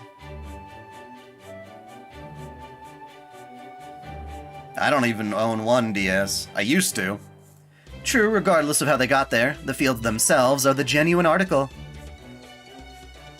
Apparently, agriculture has been a big deal up in North Britain for a long time now, but it was never too popular in the south. It wasn't until Aurora stepped in that Salisbury finally got serious about it. I've seen small fields back in my village, but I've never seen anything so big and open before. I wonder why they weren't more popular up till now. Well, we always had to abandon them whenever the Moors showed up. There aren't many Moors in the south, so there was nothing stopping them from making fields up there. But here in the south, we see Moors all the time, so the only ones who could venture outside the city are really strong fairies. The Fang clan apparently held out for a little while by telling themselves that death and war are intertwined. But for weaker fairies like me without any astrality, general knowledge of other worlds, we can't even touch the Moors without putting ourselves at risk. And even if the Moors weren't a problem, we'd still have to remake the fields every 100 years anyway. For the collecting purposes, I don't see the value personally, but maybe I'm just not the right one to ask there.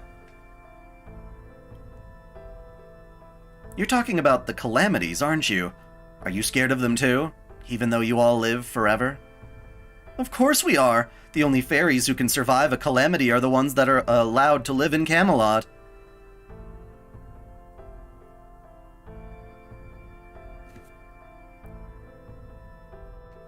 Fate Stay Night gives out another explanation of what NPs are. I'm not sure, in one instance it says that it's not related to servants, but the other says that it is.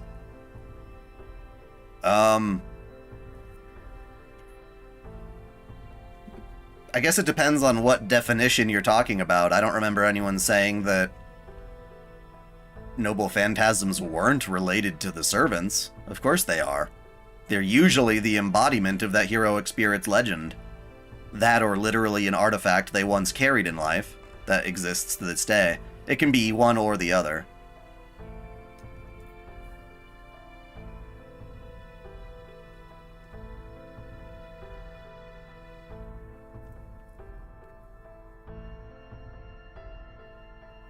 It seems like these fairies are more so clueless than they are trying to snuff out any type of technology.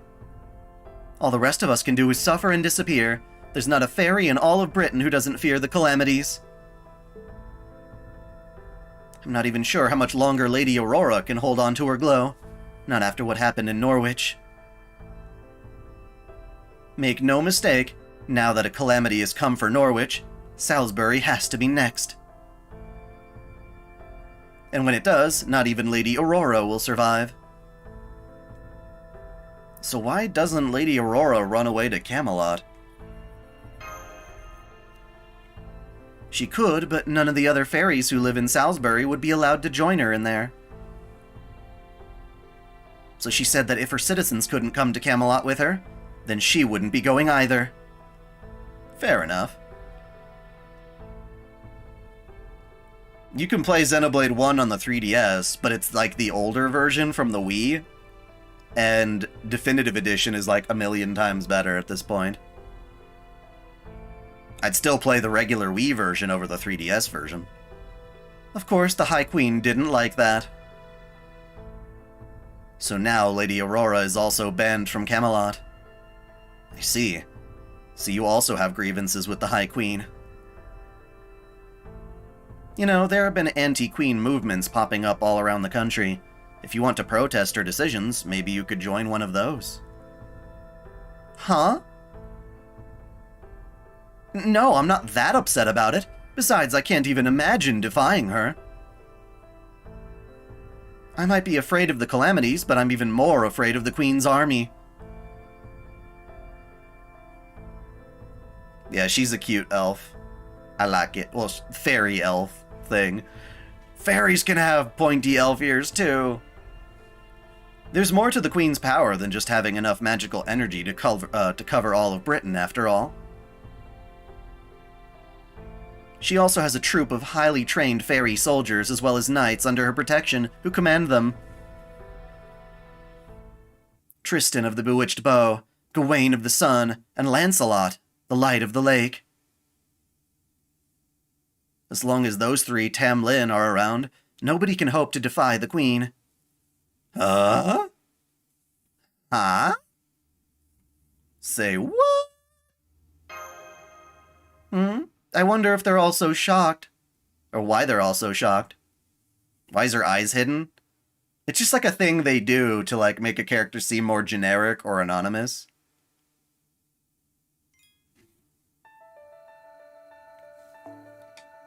That way you can place those generic characters in everywhere.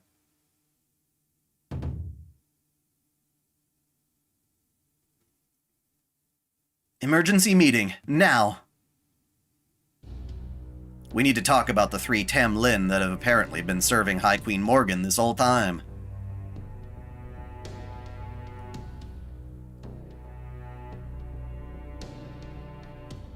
Well, if a heroic spirit is carrying an item around with them, that means it's related to them. I'm not really so sure what you're trying to get at. Yes, Senna, I love Senna. Also, you already knew about them, Artoria? Well, sure, everyone in Fairy Britain does. Why, are they a problem? Oh yes, this is as shocking as Sir Bedivere when he first wakes up. Artoria, can you please tell us everything you know about them? Okay, I guess I can cover the basics easily enough. It's stuff every fairy in Britain knows. The three Tam Lin are fairies High Queen Morgan is bestowed with names from otherworldly knights. They're the most powerful beings in Fairy Britain, exceeded in magical energy only by the Queen herself.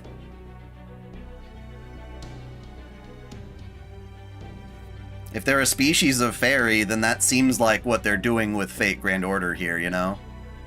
Is Castoria really a fae? It makes me wonder. There's a lot we don't seem to understand about this world yet.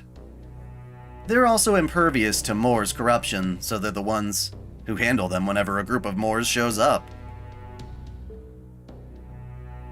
Come to think of it, they're known as the Guardians of Britain, sworn to the service of the High Queen.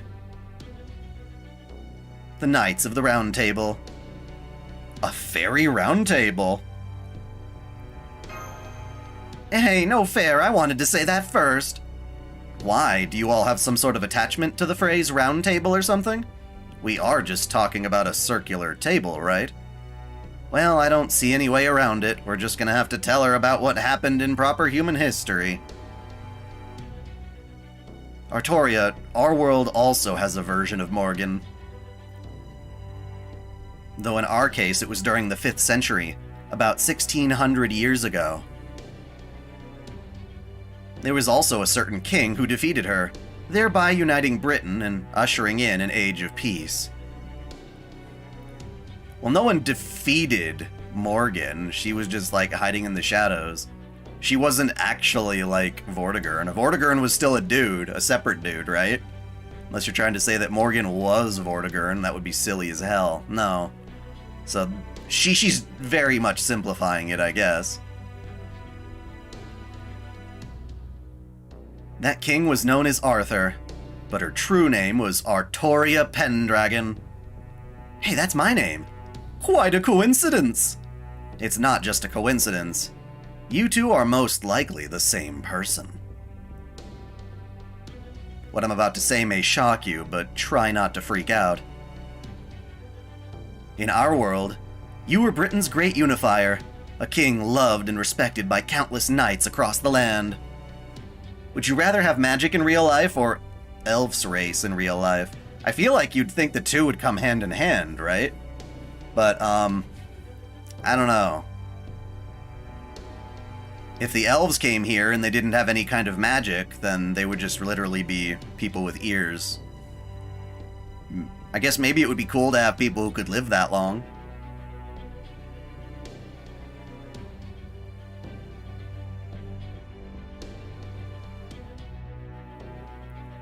Yeah, I don't understand why you're saying you're Pomu. You see, everyone's saying that, but isn't that just you? I don't know. Anyway, I'm a little confused. But no, if I had to choose, maybe magic. It depends on how cool the magic would be. I'm not a huge fan of Fate's Mage... Like, Fate's Magecraft is cool, but it also seems like it would be kind of miserable, you know?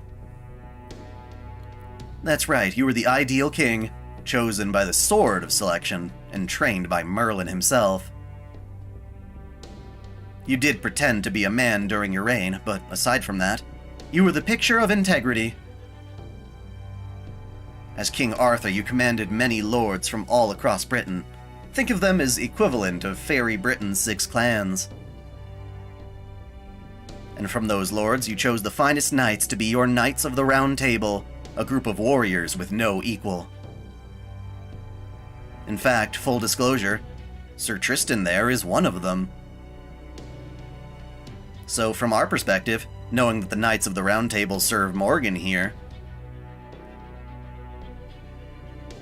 it's like learning that a group of heroes you always looked up to are now working for the baddest of bad guys. Can you blame us for being surprised? Well, ever since Artoria drew the Sword of Selection, she had a role to fulfill as the king. So, she has kind of always been suppressing her will. There was that whole point where Artoria had to choose whether to be a normal girl or be a king, and she was kind of forced down one path or the other. So we're getting to see perhaps an Artoria who was able to indulge in a little bit more girlishness, there we go. I don't know. A little bit more normalcy as a person.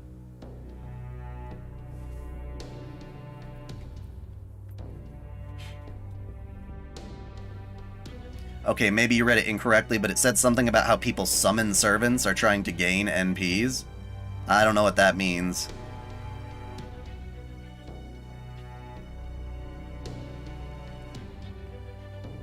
Yeah, I'm not really sure what you're talking about. If you could bring me a quote from a specific Fate work, I could probably explain it. Can you blame us for being surprised? Are you listening to me, Artoria? Nope. She can't handle this pressure. It's too much pressure! Oh my god! Crap, she's so shocked she froze up. Bro! She's so shocked she froze up. There's too many S's in that sentence. Jesus. Wow. I guess I really am the child of prophecy then. Part of me always thought that maybe this was all just a big misunderstanding. You're still up, Ari-chan? I didn't know you were here. Have a good night, my love.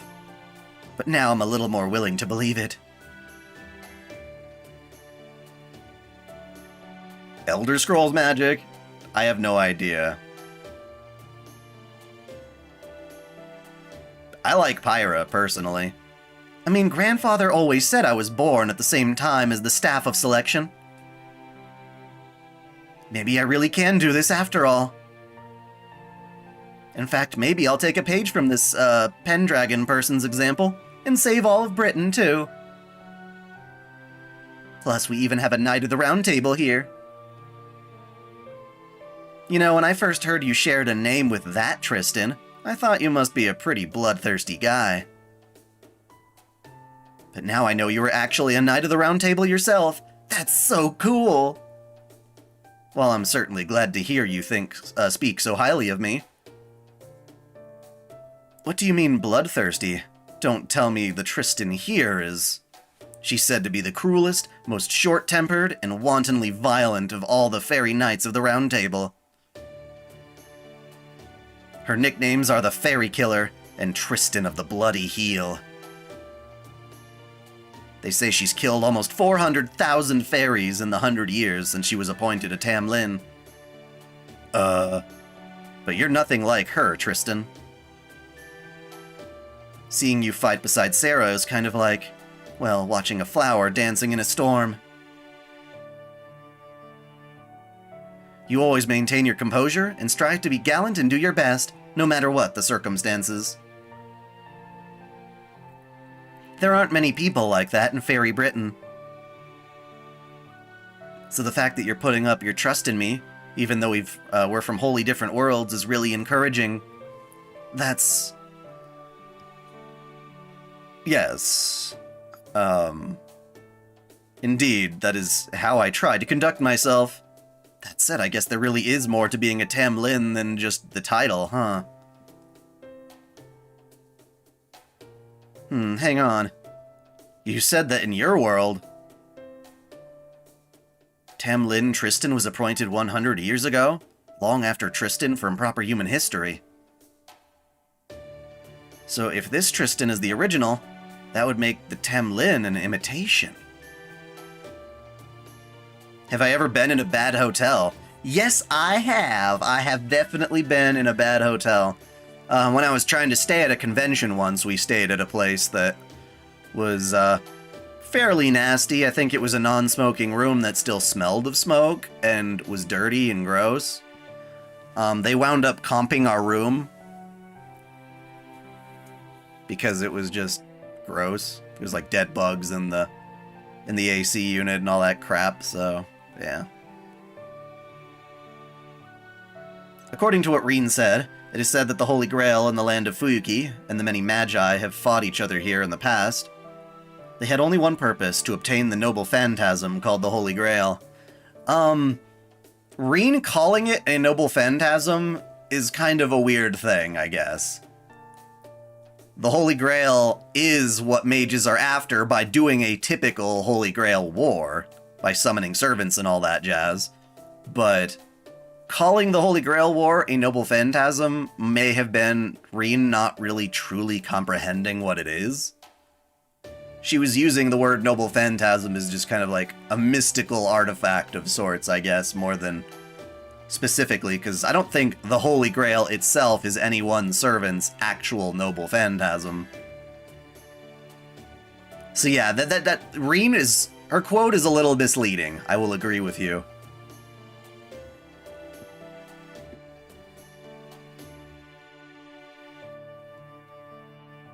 Yeah, she says it in the visual novel. I believe you. It's just...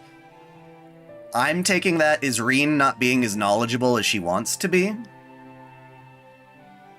Or rather, me just complaining that I think using the term Holy Grail, or sorry, the term Noble Phantasm for the Grail is just confusing. Because typically, the Noble Phantasm is the main attack or special artifact used by any given heroic spirit.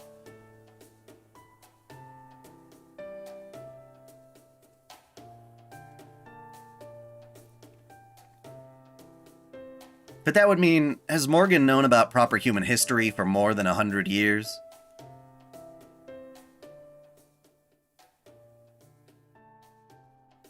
Well, I wasn't planning to tell Artoria about King Arthur like this. But I think we should still be fine. Plus, we got to find out about the Tamlin.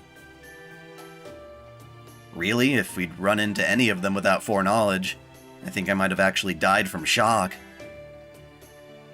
Anyway, while this Lostbelt's Tristan and Gawain may not look like the ones we know,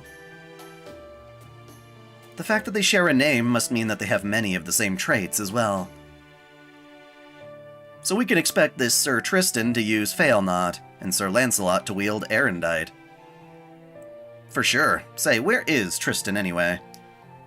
He's still coming to grips with the idea that his other version is presumably a girl. Never mind. He's in Artoria's room.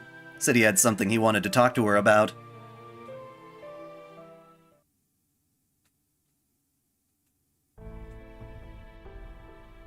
The white dragon who tried to destroy Britain back when it was still known as the Isle of Ancient Sacraments. Vortigern, the cowardly king. The fury of Britain, the personification of its desire to reject the age of humanity. And then there was the avatar of the Red Dragon, born and raised in stark contrast to Vortigern. Artoria Pendragon. The king who protected this people of Britain, preserved its kingdom, and established the human world. While fairies and sacraments may have faded away from Britain as a result, her efforts did succeed at preserving British culture and passing it on to later generations. Strength isn't what made Artoria king. She became king because she fought for Britain's future. But that's also why her knights agreed to set aside their differences and join her at the Round Table. That's right, we all saw hope in our king. She was always cool-headed in battle, fair and impartial in politics. And above all, she truly loved all of Britain. Even with her small stature, she would face down enemies many times her size, and strength without fear of injury. Rena's so worth smashing, your number 2. Yeah, she's great. She sounds like a really amazing king. Indeed she was. I have never known anyone braver, or more disciplined, or more proud. Also, when does Bazette Fraga McRemitz show up in Fate Stay Night? You will be surprised to learn that Bazette herself does not show up in the visual novel once. Not once. She doesn't show up until Fate Hollow Ataraxia, in which you learn about her past, that she was supposed to be in that Grail War. But Kirei done fucked that up, basically. I won't say more there. But, unless you want those spoilers, of course. But no, she doesn't show up then. She's supposed to. She's there, technically, part of that world, but none of the characters see her in the base Fate Stay Night. It's not until Hollow Ataraxia. That said, even she didn't start out as a perfect king. After she drew the Sword of Selection, she trained with Merlin and Sir Kay day and night for years on end. And that is why you needn't try to rush things now, Artoria. It's not a matter of you sharing a name with King Arthur. It's a matter of you sharing her vision. So please have confidence in yourself. I know you can do this.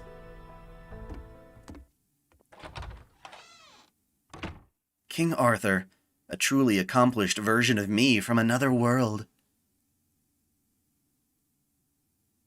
Man, that's amazing. She must have worked so hard. I can tell you if if SSJ Group doesn't mind a spoiler, but if they do, then I won't say it here. I mean, you could always just watch my lore video on Bazette. That's been around for ages, and that'll tell you what happened to her. Man, that's amazing. She must have worked so hard. So cool.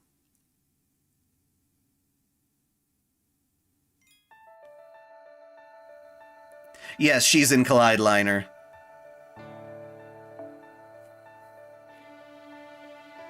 Because in that world, Kirei doesn't do what he does to her in the main story.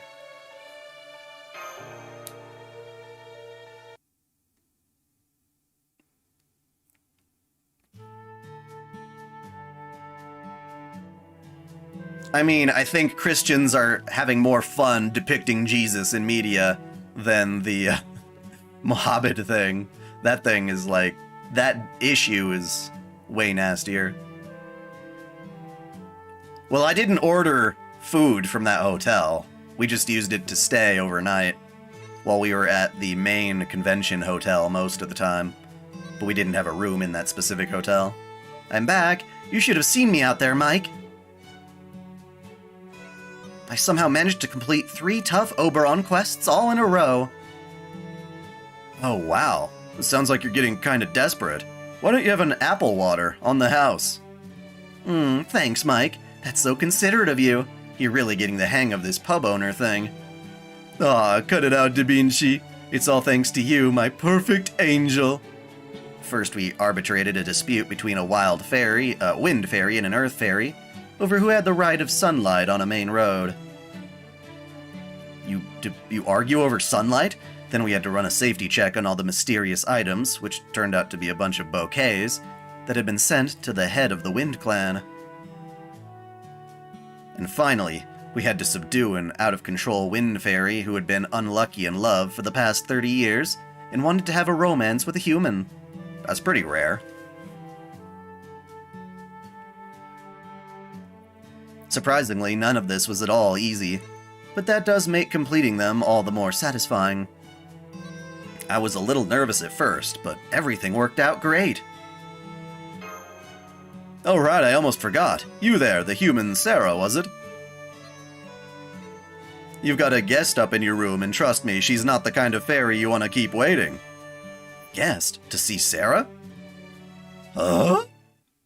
Oh, it was her, yep. So this is a human bedroom, It's not so different from ours. No, that's not right. We wouldn't even have rooms like these if not for humans. Really, we're the ones who should be thanking them. That's surprisingly reasonable from you. Coming in! Do you know where to find the Hollow Ataraxia game? Yeah. Nya.si is where I go. NYAA.si. And then you get a torrent for it. I'm assuming there's bound to be one still around. And then you make sure to go to Beast's Lair to download the patch that gives you all of the new voiced dialogue, but also patches in the hentai scenes back into it, so you get the full best experience. The experience that I streamed on my channel a long time ago. You don't like the look in her eyes? She seems okay. You did well with the farm incident yesterday. As a wind fairy myself, you have my thanks. No problem. So is that all you wanted to say, or? We may have received word of your missing companion. Yay! Every human captured in South Britain is taken to a ranch out west, and a new human was brought there 3 days ago. It may be the one you've been searching for. Now, you can always contact me on Discord, and I can be a bit more direct with my instructions. It may be the one you're searching for. If you wish to go rescue it, I'll arrange for a guide to show you the way.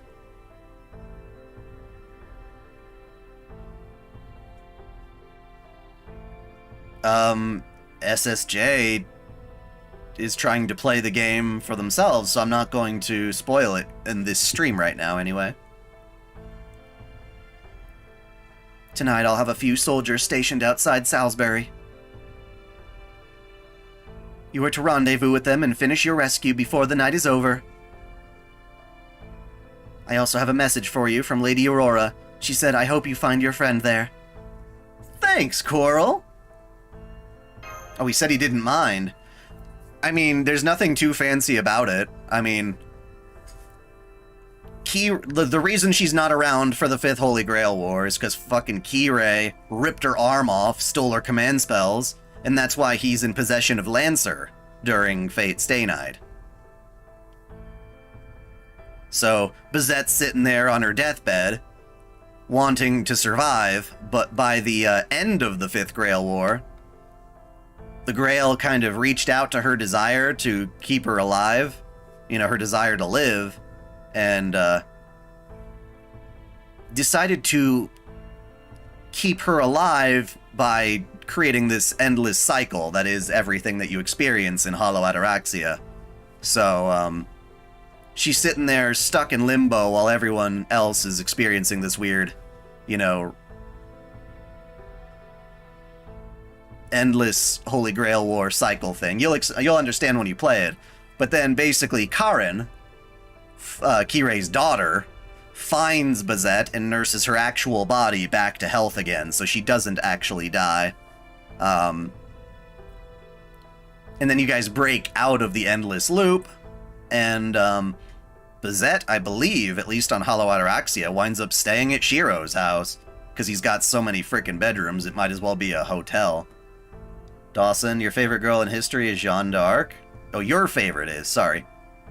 She's pretty cool, I like her. I like Jalter more, but that's just because she has fun interactions with Artoria.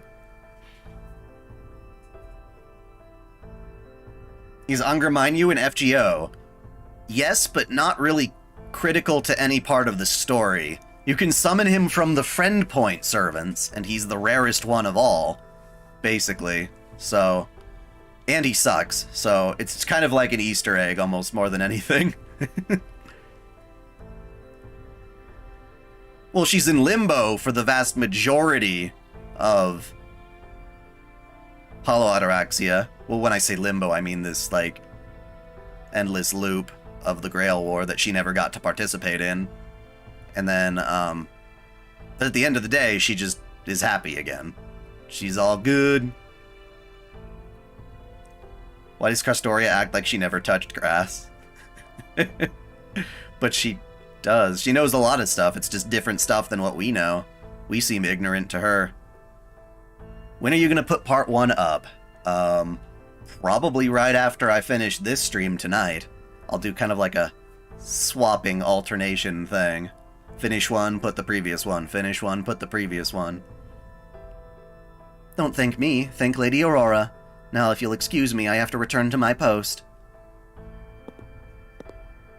I don't know what it is that brought you here, and I know I'm in no position to offer advice. But you should know that the ranch belongs to the High Queen, and that it's very well guarded.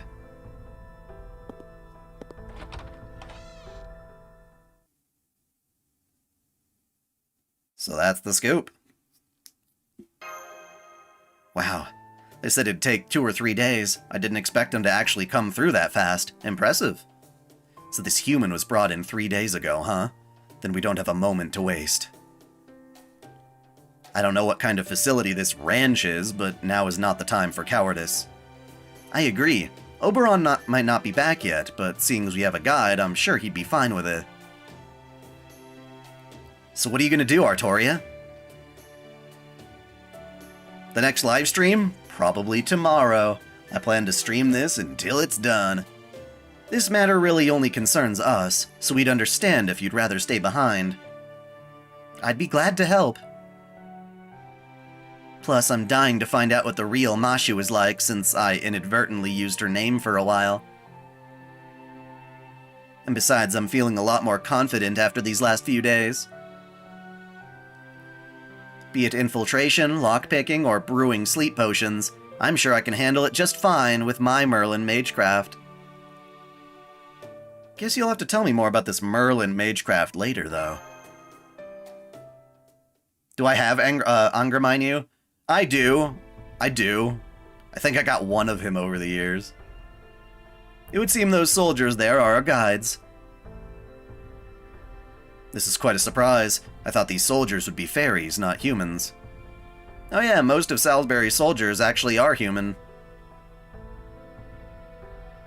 They may not hold a candle to fairies when it comes to sheer combat ability, but they have no problem with using weapons, and above all, the Moors don't pose any immediate threat to them. Why did they make him weak? Because Angermanu himself is kind of a joke servant. He was never a famed warrior or anything significant like that in life. He was a sad, sad dude,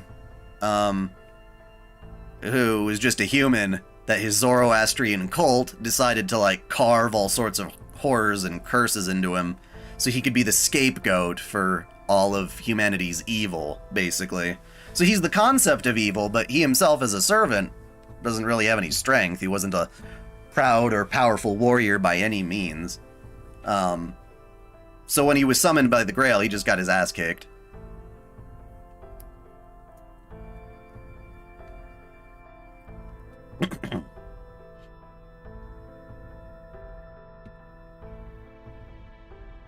Didn't he get the power of the Grail? Not enough to fight other servants, no. In fact, he died when he was summoned in the Third Grail War, and when that happened, he got absorbed into the Grail and wound up corrupting the whole thing. That's kind of the big twist of Fate Stay Night's timeline, is that the Grail is corrupt and you can't actually get a good wish out of it. Dawson, about the waifu tier list livestream, I can't say for sure. I really can't. Usually I save that kind of live stream for when I'm, like, really in desperation, like, running out of videos. Like, I run behind in my schedule because I've been making too many big videos in a row. The Moors don't pose any immediate threat to them. So yeah, human soldiers are basically the fairies' Moors countermeasure. Most of the clans treat them as disposable tools, but Aurora sees the value in human soldiers, even appointing the more talented ones to serve as her personal guards. Remember the ones we saw protecting the Great Cathedral? The fact that they are so strong is proof that Aurora's given those humans various rights. Are you feeling okay? Oh, I'm just a little nervous. I've never been around so many humans before. Well, yeah, Kiritsugu discovered that the Grail was completely corrupt, that it could only ever grant wishes in a destructive way. Rin describes it as a monkey's paw, which you might also see if you know Kanbaru Suruga from Bakemonogatari. But it's this idea, you know, that also the video games Twisted Metal are all based on the idea of, like, a monkey's paw. Be careful what you wish for, because it will misinterpret your wish and grant it through violence. It's the kind of thing where you're like, I want to win this race. And so the monkey's paw grants your wish by making the other competitors fall ill and die, rather than you being better at actually, you know, competing in the race. So it's one of those kind of things. So if Kiritsugu wanted to ask it to save the world, the only way this thing would do it is like, oh, okay, yeah, sure, I'll save the world by destroying it. So yeah. Yeah, it's based off of a short story, and I think even that short story might just be based on, like, a general, like, folktale or mythology. Yeah. It's more deeply rooted in mythology at this point now.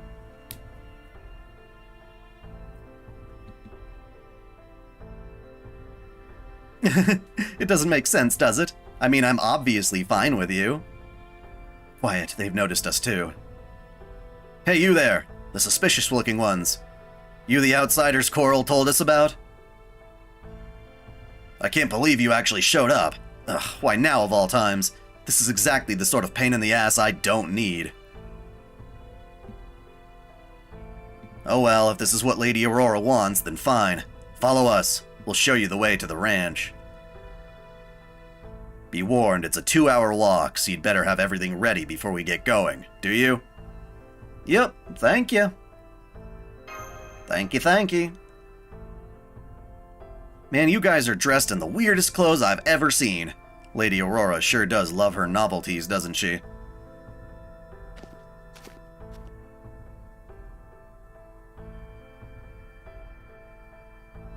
Not very happy to see us, are they?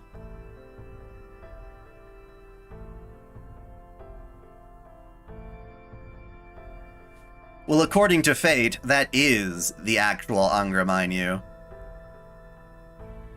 That legends of Angra Mainyu are just tales about this one dude they actually did this to. Did you ever, you character AI? I don't know what you're trying to say. That's not a full, complete sentence.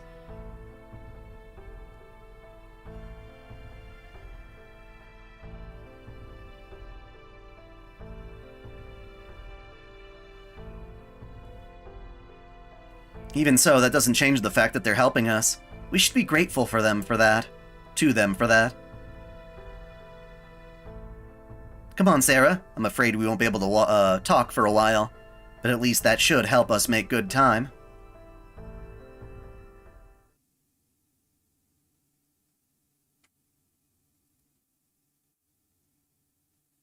We're here. This is the West Human Ranch. Human Ranch? That's right, we used to live here too. We were assigned to a horrid fairy who robbed us of everything we had, down to our dignity, before throwing us away like so much trash. I still don't mean by use character AI. You mean for my voice? The only thing I've ever touched upon with AI is using a voice filter for dai-chan. Is that what you're referring to? Us stray humans had nowhere to go until Lady Aurora took us in. We became soldiers so that we could win the freedom Lady Aurora showed us was possible.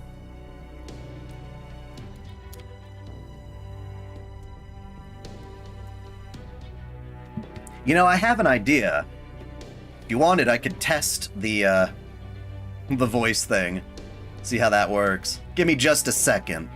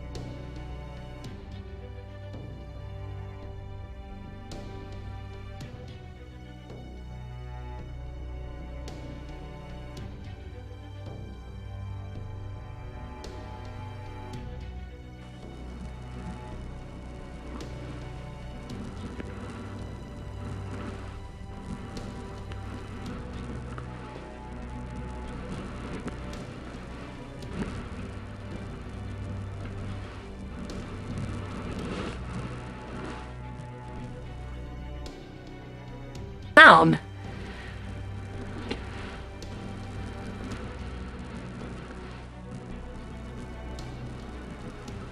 Hello?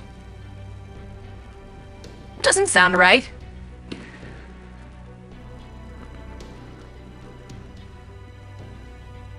Hello?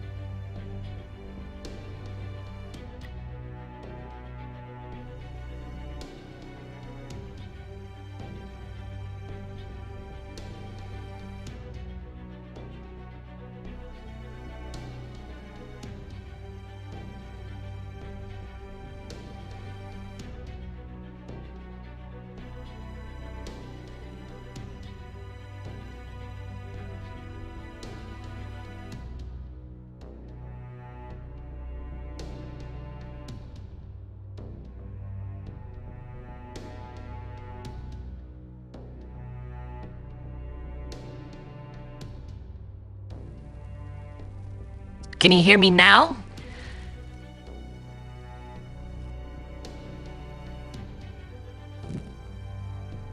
I'm curious what this sounds like. I think I got it tuned now, so that it doesn't just horribly burn your ears. Maybe not. I'll just read one line to test it. We became soldiers so that we could win the freedom Lady Aurora showed us was possible.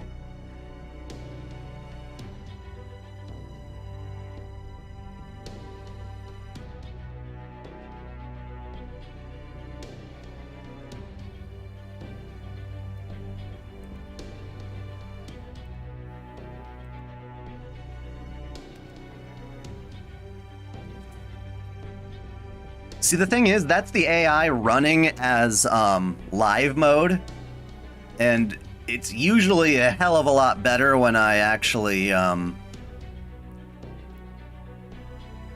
do you call it? Like when I use a nice polished piece of recorded audio and I fill that through. I mean, you guys have heard her in my more recent videos, though.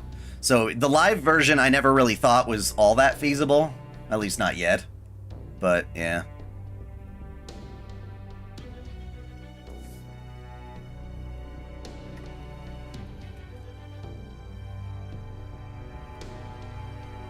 Anyway, that was an interesting little thing. That's the only AI I'm like playing with. Crunchy King? I missed what you were saying, Crunchy King. Hey Dai, wanted to know, you recommend covering Fate Samurai Remnant game will be coming out soon? Of course I will.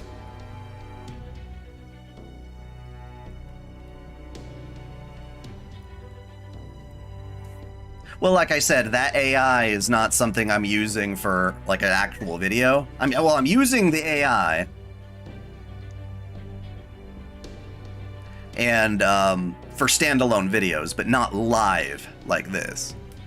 Dawson, what did you say? Ugh, man, you asked me questions, but I'm trying to do things. Feel so bad for Sakura. I saw your thing. Yep, I saw that a while ago. You don't have to remind me. If I don't respond, it usually means that it doesn't seem like the kind of thing I have anything to say to it.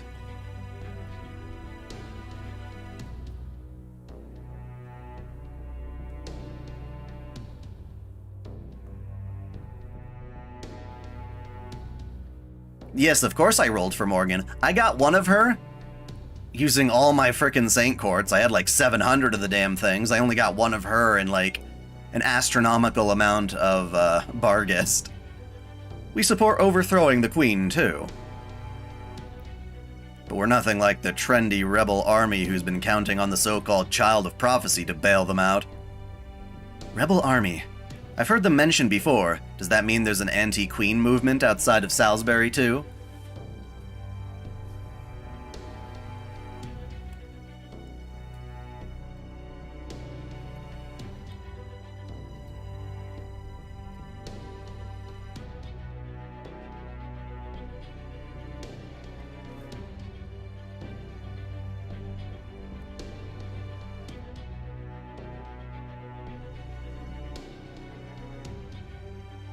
Yep, I used over 700. It was crazy.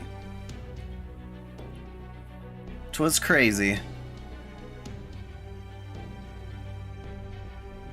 Yep, the rebel army's situated in the old castle ruins out east. They claim to want to free all of Britain, and they even have the gall to call themselves the Round Table.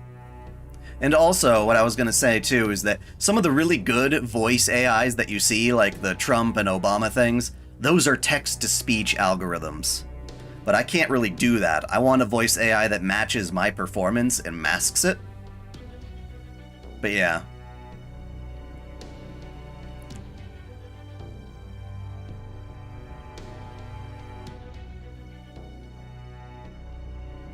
Still, they're definitely a force to be reckoned with. They're led by a human who actually survived against Lancelot in a joust in Camelot. Morgan herself offered him a reward, saying that he'd prove himself equal to a Tam Lin. Let's see, I think his name was Percival? Percival of the White Light, the man who reached the limits of human ability. Morgan was so impressed with him that she's commanded him to join forces in Camelot, even though he's human. Okay, well here's the thing, I really love the dai-chan character. It's something that my wife has allowed me to do by voicing my scripts and my other stuff for me. And now that I have enough recordings of her, the idea of using an AI version built on that voice stuff that she used, so that I can finally be dai-chan myself, is something I really would love to do. So I'm doing that for certain standalone videos, and the quality is so much better for those than I think the live that you just heard. The problem is I've never been able to test it live myself and actually hear it back. So I'll look at the VOD of this and, or the VOD, I don't know what they call it, the video on demand, and see how that sounds. But yeah, it's definitely technology I'm trying to work toward.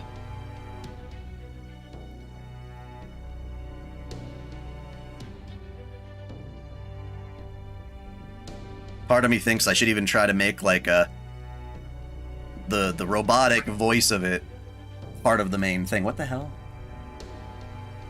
Oh.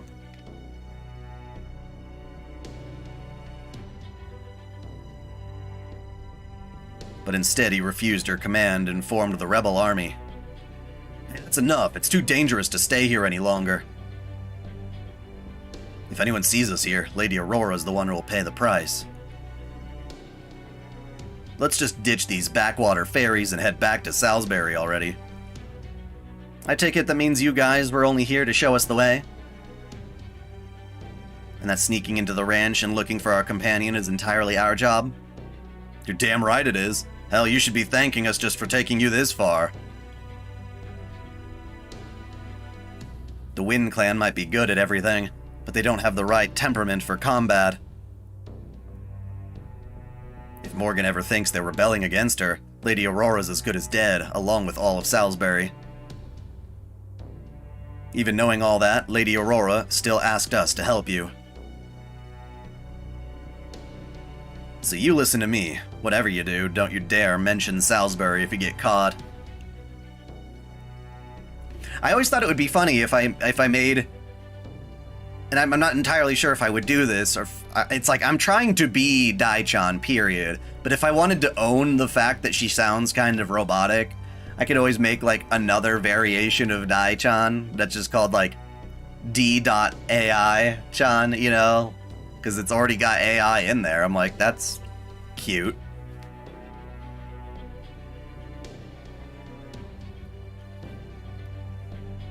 Is it really okay with an AI impersonating her voice? Well, it's me who's doing it. That's the thing.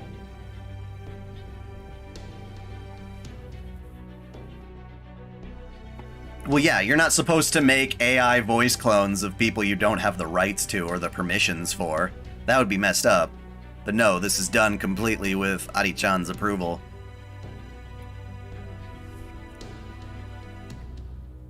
And it's only meant for me. It's like, I haven't published it publicly. I don't plan on doing that. It's meant for me.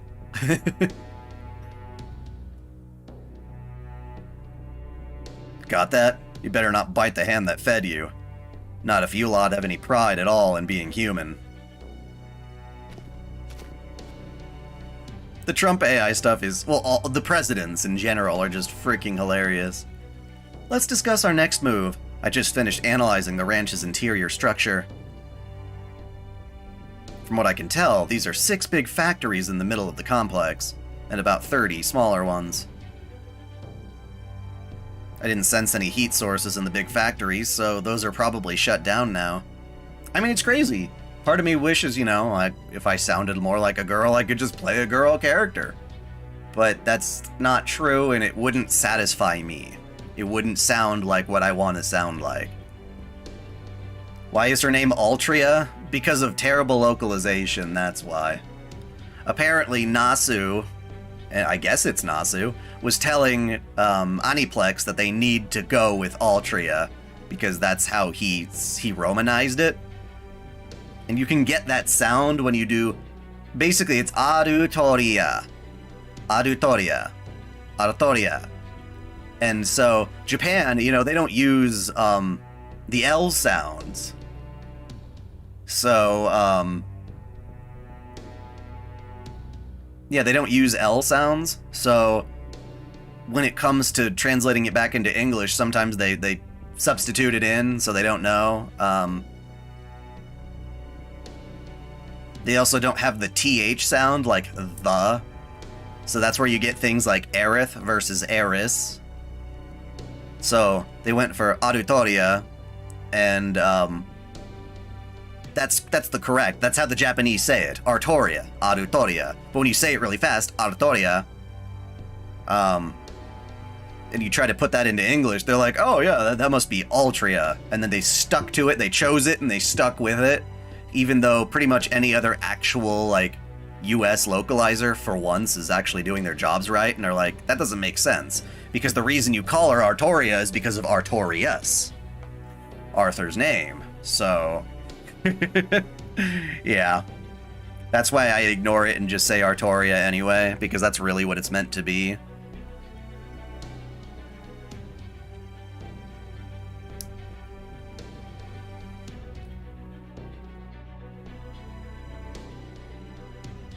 Yeah, it's funny that they don't use V in Japanese. They don't use V, so whenever they try to say Venus, it's usually like a Venus or a penis kind of sound. If you listen to the opening for the Golf Girl anime right now, shit, what is it called? Damn it, why the hell can't I think of things when I'm on stream? It's like a curse. You forget what you want to say while you're on stream. Shit, what is it?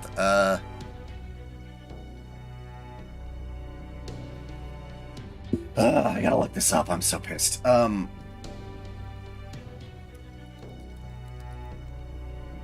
Birdie Wing. Sorry, Birdie Wing. The opening song says, like, Venus line, but it sounds like they're saying penis, and it's pretty funny. Just because they just don't have the ability to articulate that sound as clearly, and we have such a convenient word that sounds like that. I don't sense any heat sources in the big factories, so those are probably shut down now. But the small factories have lots of heat signals. There seems to be about 60 humans inside. What do you think, Sarah? If we scale the castle walls, we could probably sneak inside without the guards spotting us. It's actually a really cool anime. If you're like into like shonen-y sports type things, I mean, it's a story about girls, but it very much plays out like your typical battle shonen, but with golf. It's like really ridiculous. Like the characters have their own special attacks and stuff like that. And it's like our main character, Eve, or one of the main characters, not only is she a tomboy badass hottie, but she also is like a golfer who like learned golf through the underworld and like the organized crime and all this stuff. So it's like this dark underworld golf, and she's trying to go pro. It's really cool. I do recommend it as a goofy, kind of fun story. Not as like some kind of like epic masterpiece, like the best of its genre or something, but it's fun. It's fun. It's like, yeah.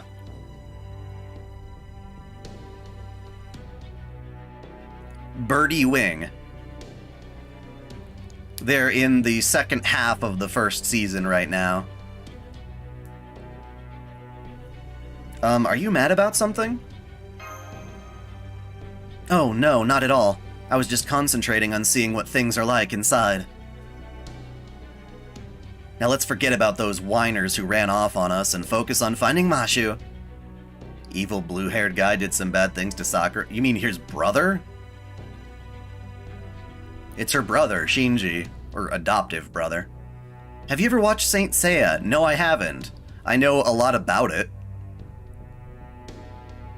At least the retro one. If you can, that'd be the fastest and easiest way to find her.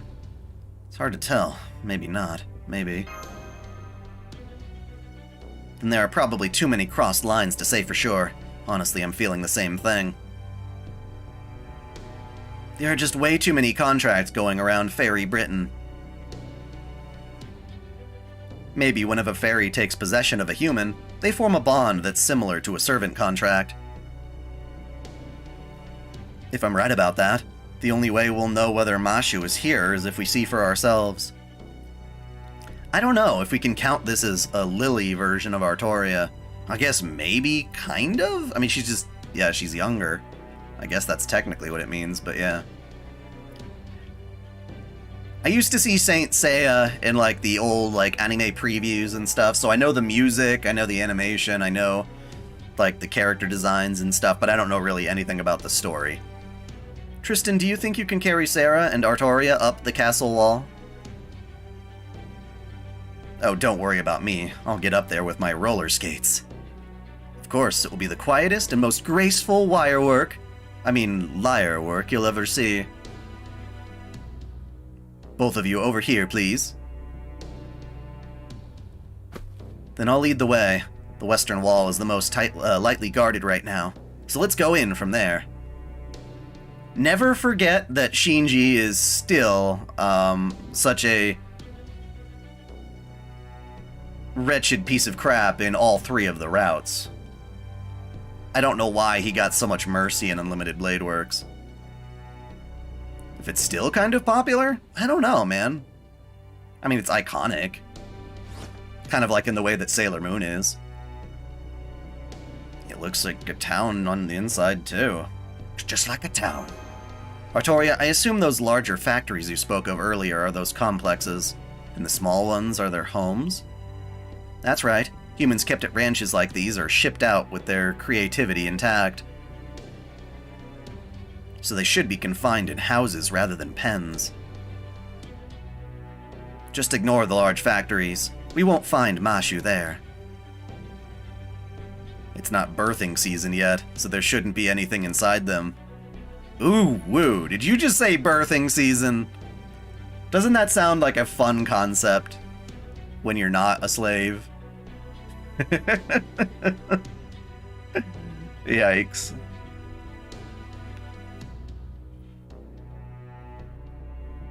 I'm just thinking of a hentai or something, probably. Just have a hentai called Birthing Season. That would be a really cool idea.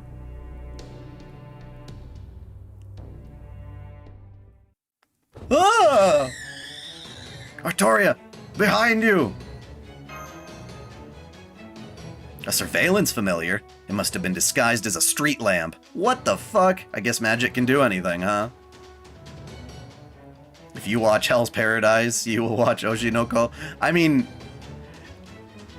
I'm not gonna watch an entire anime myself just to convince you to watch an anime that I think is really awesome. But, you know, if I ever feel like Hell's Paradise later, I will. But it hasn't piqued my interest just yet. I've been loving Tengoku Daimakyo, though, or however you say it.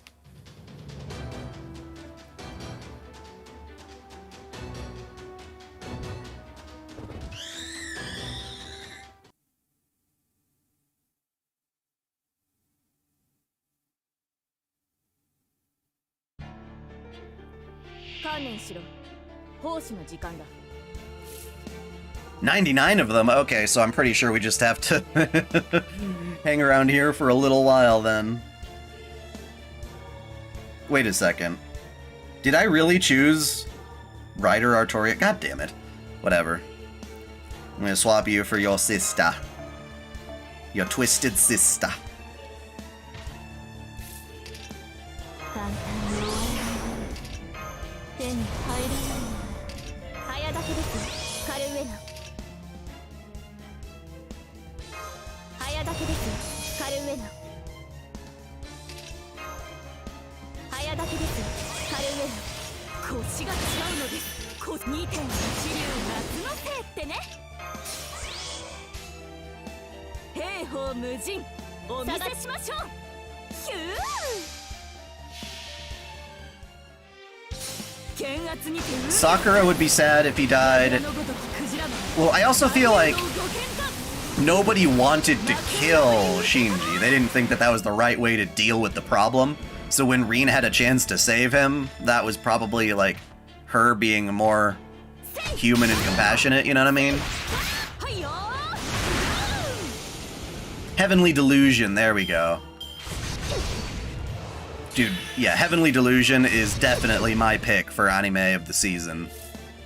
It's so freaking compelling. I love that kind of story. And the characters are cool.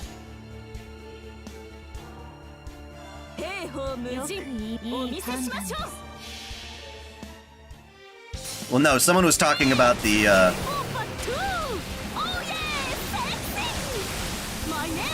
Oh, how come Rin saved Shiro when he was dying because Emiya Archer tried to prevent it? Oh, because at that point, Rin liked Shiro also. 死になさいアコーラ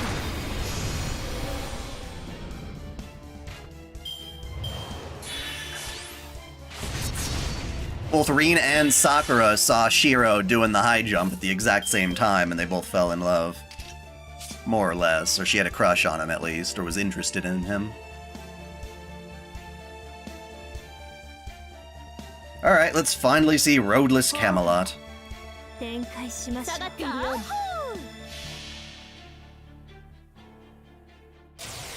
慈悲だ Yeah, 神戸を垂れる Morgan's so hot. 恐怖はない希望もないただ罪人のように死ね何人も通るにあたわず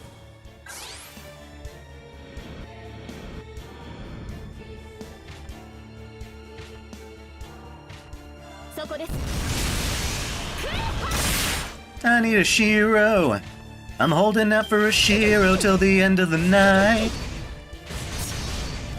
水上戦も何のそのどこでも戦えるのが2.1流なのです It seemed powerful, it's hard to tell. Like, it's obviously AoE. I wonder if you paired her with Castoria's. But she doesn't have enough, like, NP gain on her own self to make that worthwhile, I think.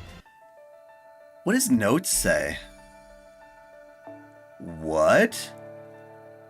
Dude, that's fucking badass. Dude, look at that. I didn't know this was a thing. The Fae era, the legend of Esk the Savior. Era of High Queen, first year Morgan establishes the current order of the Fairy Britain. Ah, and then she's been around for 19 years. Ah, I see, I see. That's so cool.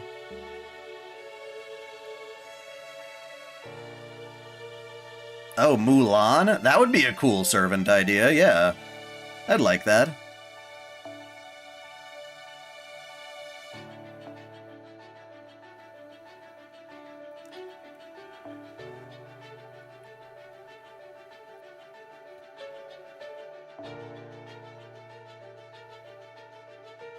It was never a thing till now.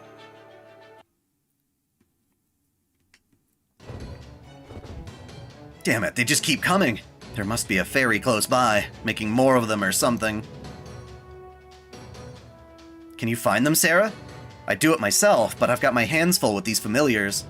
People are talking about doing looping with, Morgan, and I'm not sure exactly what that entails strategy-wise.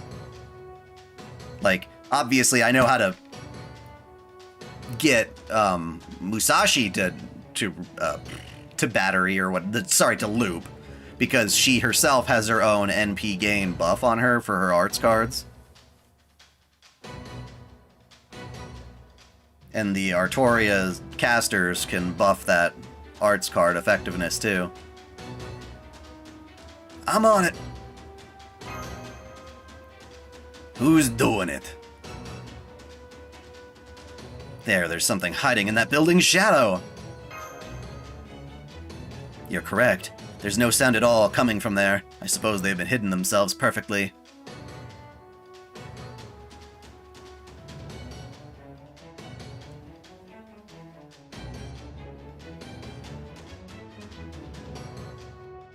You need Vitch Buster Loop? Okay, so you need to prepare her in advance for a strategy later down the line. But nothing can stand between my symphony and my enemy. Which Koyanskaya are we talking about? The evil one?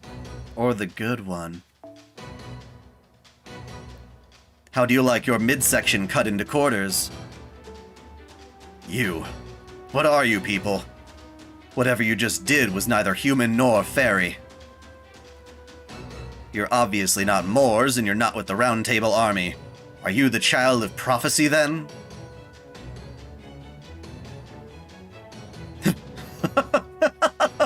This is great. Things are finally going my way. I am Knight Grant. No mere child of prophecy's magecraft can ever hope to match our High Queen. High Queen Morgan herself bestowed this armor upon me. It will take more than a few swings of a sword to shatter it. Huh? Who is that there? Whoever they are, they're no ordinary fairy. Please be careful, everyone. I'm guessing this is one of the Tam Lin we've heard about. We're gonna kill him. Had I known this was a single enemy, I might have brought Squirtoria along. Oh wait, never mind. This is still valuable. So yeah, let's see what happens.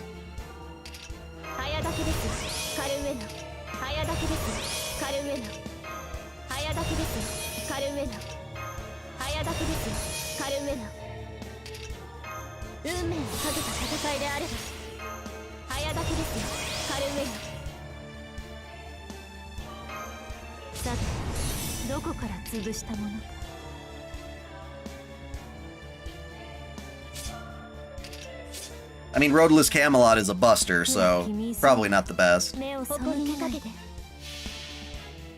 You mean Fate Extra Record? It's a remake of Fate Extra, actually. And it looks amazing. Wow, you didn't even kill the Will-o'-the-Wisps? What was the point of that? I thought she was supposed to be strong. Well, that was dumb. Wow. Wow, really? Really? Even with all those buffs, you couldn't kill them? Musashi did it. On Shinji? Yes, he needs many, many swift kicks to the pants. I agree with you there.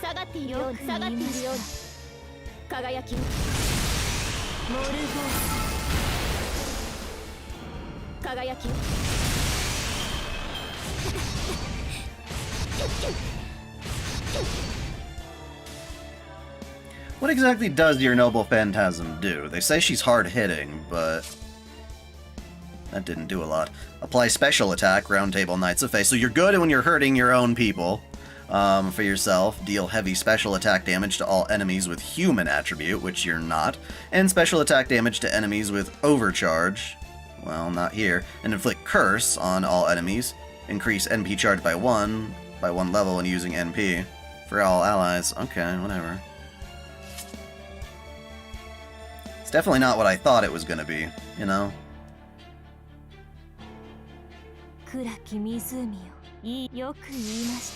I know she's a buster, but I was expecting more damage from a buster.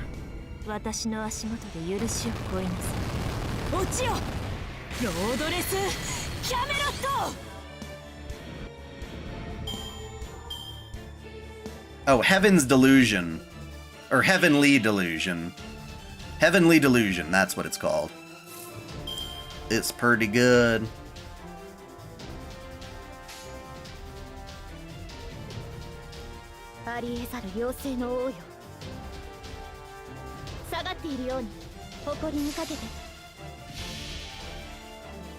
Or Tengoku Daimakyo. You'll see that sometimes too instead. It's just his Japanese title. What kind of candy were you swimming in? That sounds delightful.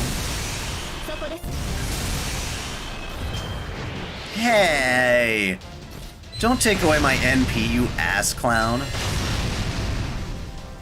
What a turd. What an absolute turd. You took away my NP gain, you prick. You bastard. You right bastard.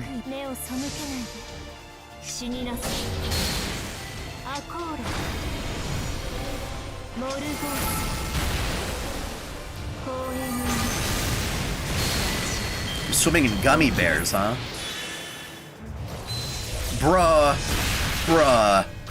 come on now, hey! Hey! That's not cool, bro. That ain't cool.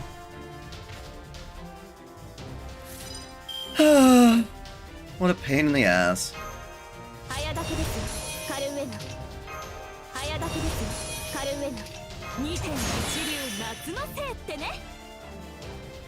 Oh god damn it, it wasn't enough? It wasn't enough?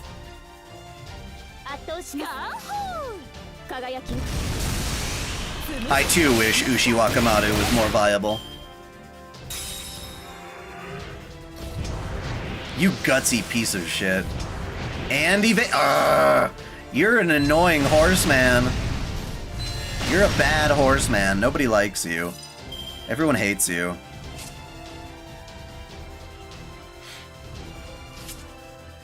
But I can deal with that.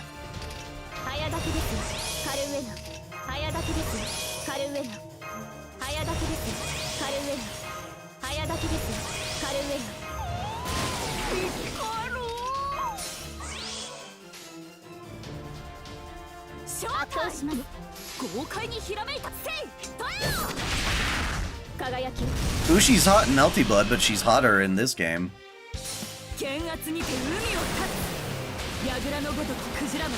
Well, that's bullshit. To say that your Noble Phantasm's just not good unless you have two of it, that's just not fair. I'm gonna deal without that shit. I gave it all the same courts I could. There's a certain point where you're just like, frig it. Frig it.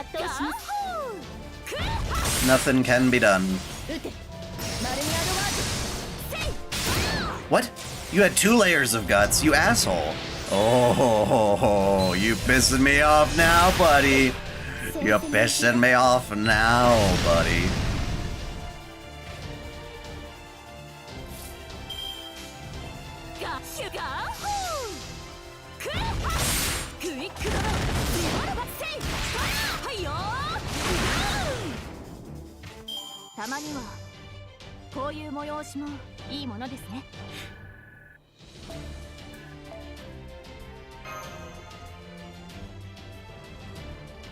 Well, I wanted to use Morgan's NP on one of these fairy knights here, but she died before I could.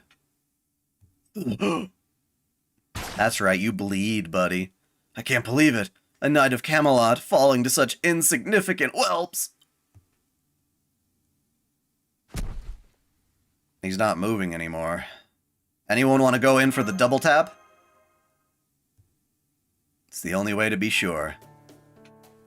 The thing I do is not play FGO, so my first time seeing this was Melty Blood. Yeah. I did it. I really won. That Tam Lin was super duper strong, but I still managed to beat him. And I couldn't have done it without all of you. Well, yeah, you're a support servant. I'm afraid that was almost certainly just an ordinary knight. For one thing, there was no Grant among the Knights of the Round Table. And for another, look over there. Oh, are you fucking kidding me? 3 more, each with the same incredible magical energy as the last one. Tam Lin? I think it's just they're referring to fairy knights. I don't know, I'll have to do some research onto that when I do the lore. We were just barely a match for him alone. There's no way we could take on 3. Come on, Sarah, let's get out of here for now. But what about Mashu? There, we're through the gates. Scrods 1 and 3. We'll take out Morgan's soldiers at the front. Hey, the rebel army decided to jump on in. Squad 2, take control of the factories. Get our comrades out before they're disposed of. Reinforcements from the castle gates? Damn it, so the Child of Prophecy was just a decoy. First, we need to take back the gates. And be careful, these soldiers are from the Londinium rebel army. Don't underestimate them. Some of them are armed with iron weapons laced with Moor's poison. Ah, that's clever. We need to get our hands on some of that. Well now, I wasn't expecting reinforcements. That must be the rebel army we learned about earlier. Individually, they may not be as strong as fairies, but quantity is a quality all its own. At this point, it's only a matter of time until they defeat those 3 fairy knights. So it would seem. Man, that was too close for comfort. Still, once the rebels are done with the fairies, we can't be sure that they won't turn their swords on us. Come on, Sarah. Let's look for Mashu while everyone's occupied. We should save making contact with the rebel army for after that. Can you show us where to go, Artoria? Right, of course. Don't worry. I'm a great lockpicker. And besides, Da Vinci is right. we can't be sure the rebel army will see us as allies. So let's find Mashu and get out of here before anyone else sees us. Tamlin are what they're using to refer to these, fairy knights that Morgan employs.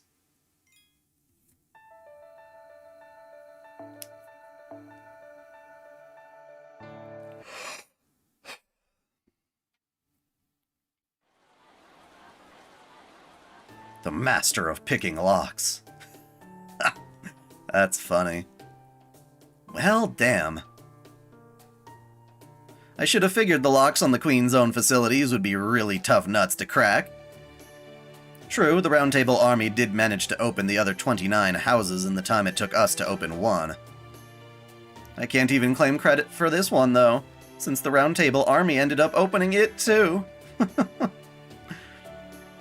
Now, cheer up, Artoria. I mean, as a tech genius myself, I definitely get how you feel. But the important thing is that all the human beings kept in these houses were freed. It's too bad we didn't find Mashu, but that doesn't mean this was all a waste. At least now we know she wasn't captured, and really isn't that way better?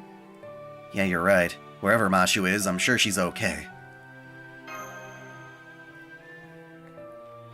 Okay, everyone, this way, please. Don't worry, we have plenty of food and jackets to go around. We'll be on our way as soon as we gotten everyone's names and checked you all for injuries.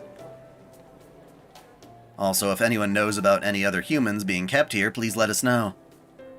I can't believe it! It's an army of humans! An army of humans defeated the Queen's soldiers?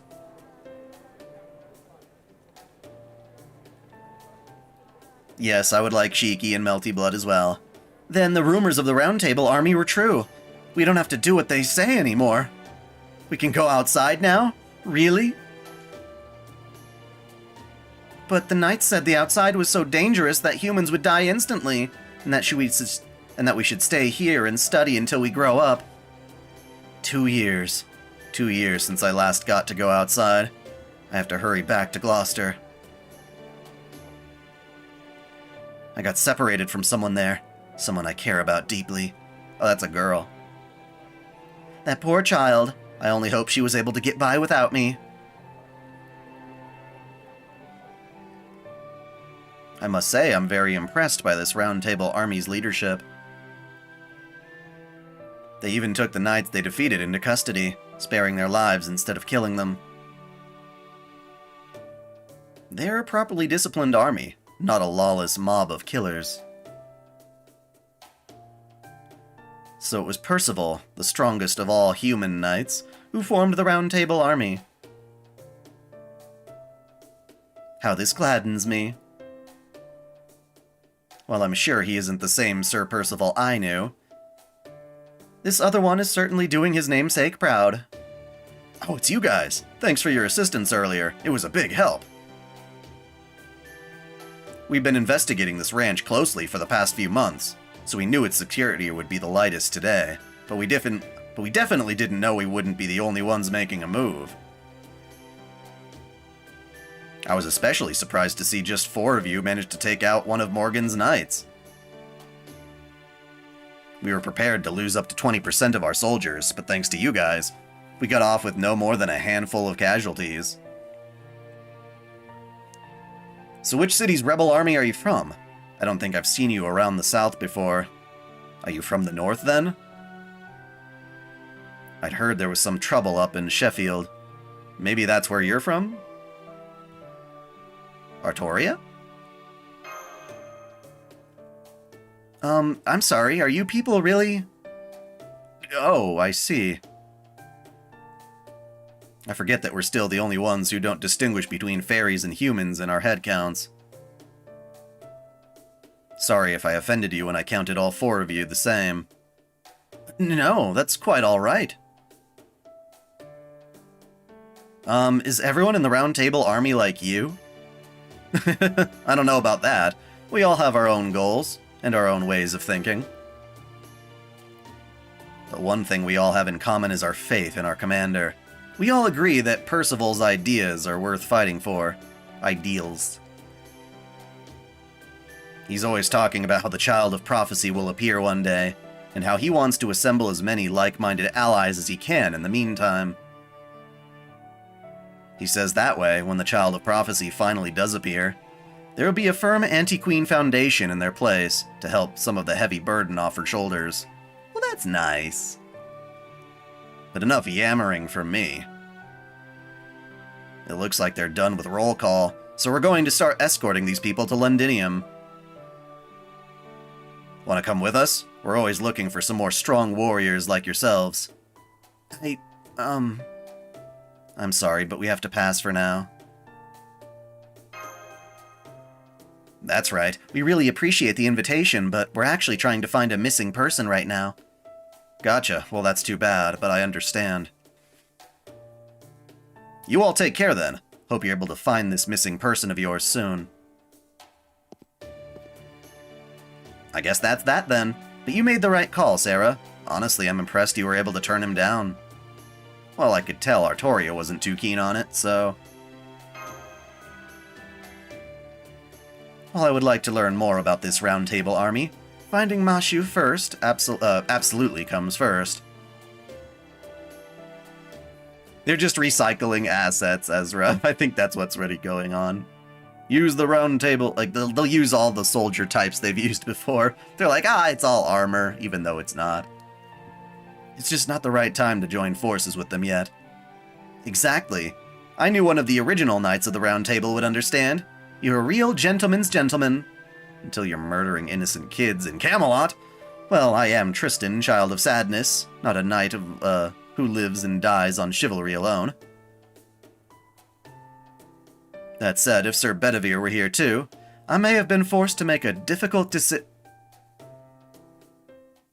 Sarah, get back!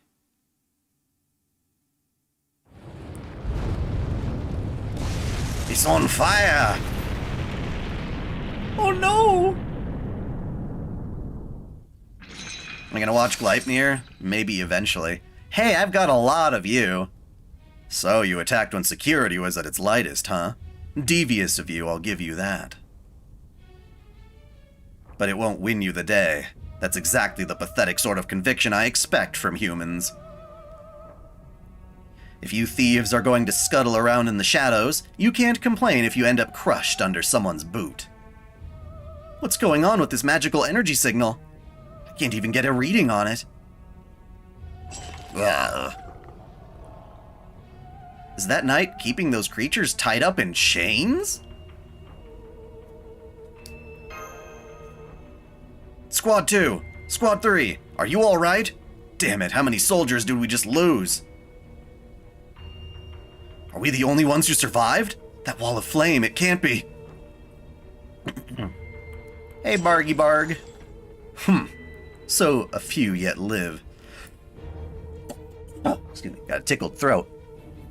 That flame would have consumed you all if we had been in an open field. But this ranch belongs to High Queen Morgan herself. I can't raze it to the ground. So I'll crush the rest of you with my own horns. Go on, humans. Try to fight back. Show me you're truly brave, and I'll be merciful. Show me you are cowards, and you'll have nothing from me. This can't be happening. What is she doing here? That greatsword wreathed in black flame. Silver white armor. Fairy-eating black dogs. It's Tamlin Gawain! Why's the Queen's right-hand woman here? You. Oh! Burninating all the people! For she's still trying. If you refuse to take up your swords, then you aren't worthy to cross horns with me. We've captured all the escaped humans, Lady Gawain. Damn. We'll soon have the rest of these thieves captured as well. It'll be easy. We have 3 fairies for every human.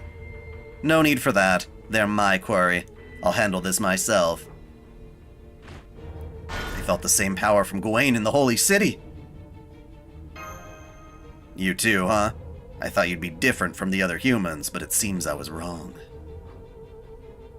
You're just like any other livestock in Fairy Britain. Grisly meat like yours won't even make a decent snack. Don't bother telling me who you are. I couldn't care less. The High Queen's told me all about you, girl. You must be the master from proper human history. Oh, spare me the surprise. The High Queen has told me, Tam Lin, about the outside world you call proper human history. She also commanded us to capture you alive if the opportunity presented itself. Capture you, huh? How unlike her. Listen well, you shameless intruders.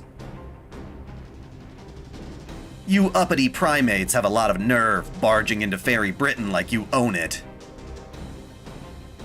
Tell me, in your world, it's considered courteous to welcome visitors from afar, right? Very well then, take up your swords, and I'll give you all the welcome you want. I am Gawain, Knight of the Fairy Round Table, sworn to protect Britain. Now, with this name bestowed upon me by the High Queen, I shall destroy you without mercy.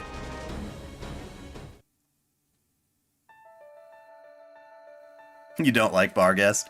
It's funny. Oh, you're a saber! You're a saber. You're not gonna like me. You're not gonna like me. So can people give mana through sex in Fate? Yes, they can. Yes, they can. Damn, this is gonna be fun. This is gonna be fun. We're gonna squirt all over her.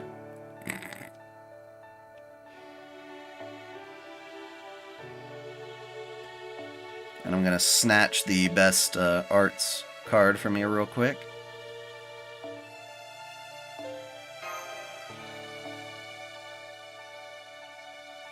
We'll give you that in the meantime. And we'll do that. Should work. Okay. It's an endurance battle, but it'll still be fun to squirt.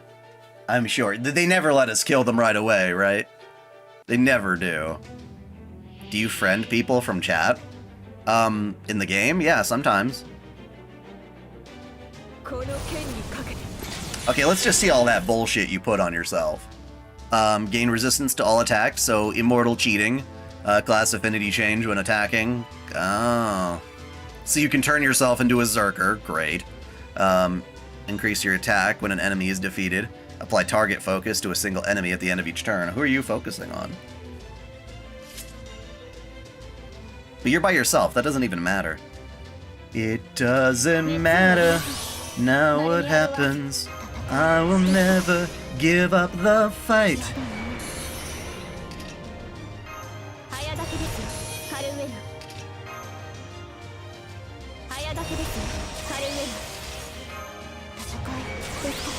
Artorias help each other.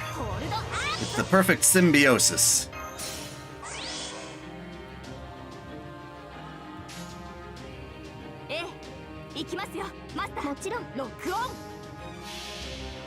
Everyone, I'm sure, would like to give Reen some mana.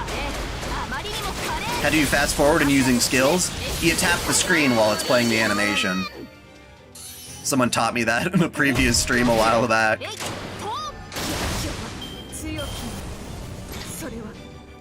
You can take my command spells?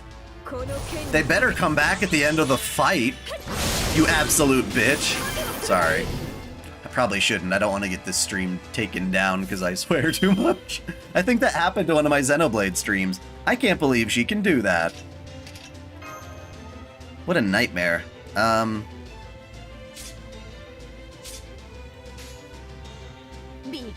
You absolute turd.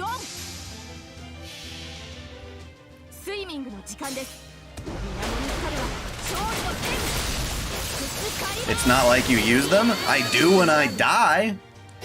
I need all three of them if I want to res everybody.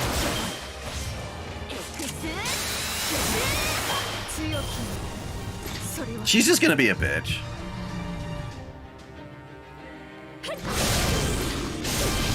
Damn, you are brutal. Crikey. I hate that.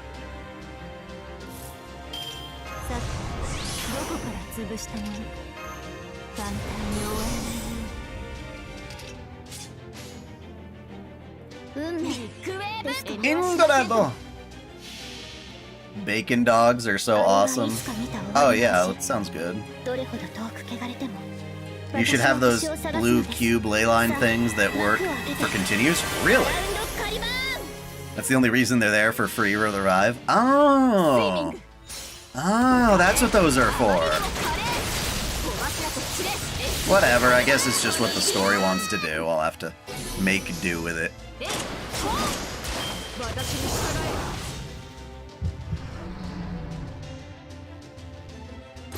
Nice try. Never mind. You cheater, you got like 6 turns. How do you do that, huh?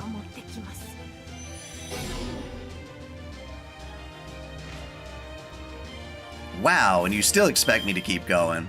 What a turd. I don't like you much. You're mean. You're mean.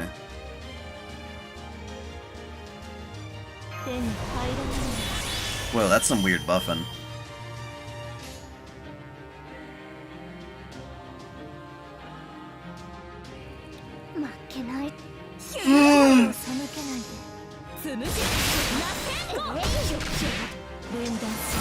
I should have brought hers. I should have brought my version of her so she could hurt herself. Like, why are you killing yourself? Why are you killing yourself, huh? Oh, I have to break her first bar? Damn, I was so close. Well, this should hopefully do it. They said survive, but breaking a first bar is a slightly different goal.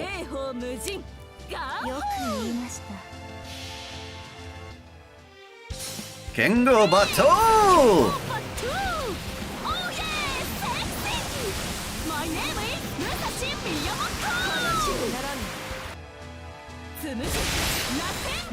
I still didn't break it? Are you kidding me?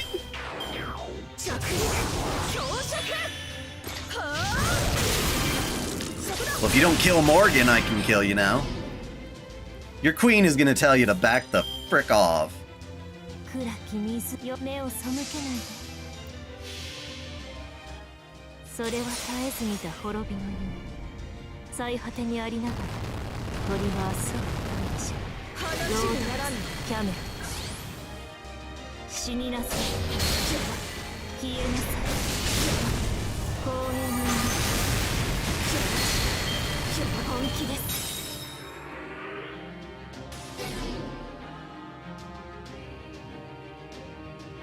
Oh, it's 7 turns, huh?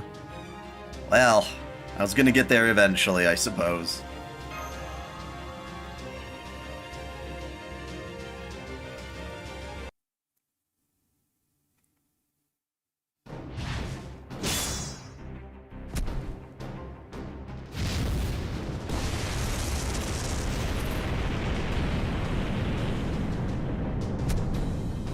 My mind is fading. Can't give up yet. Oh. Is Percival himself gonna come save us? That would be nice. That'd be cool, okay? Stay with me, Sarah. Oh no, she's seriously drained. I don't know how she's doing it, but that Tam Lin is somehow eating her command spells. I've never felt feedback quite like this before. It's still completely pathetic, but there's something more to it. You there, that look. It's not fear or despair. Is that hatred? Good, you figured that much out at least. It's been a while, hasn't it? I could have gone my entire life without seeing you again and been happy. Oh well. You know her, Artoria?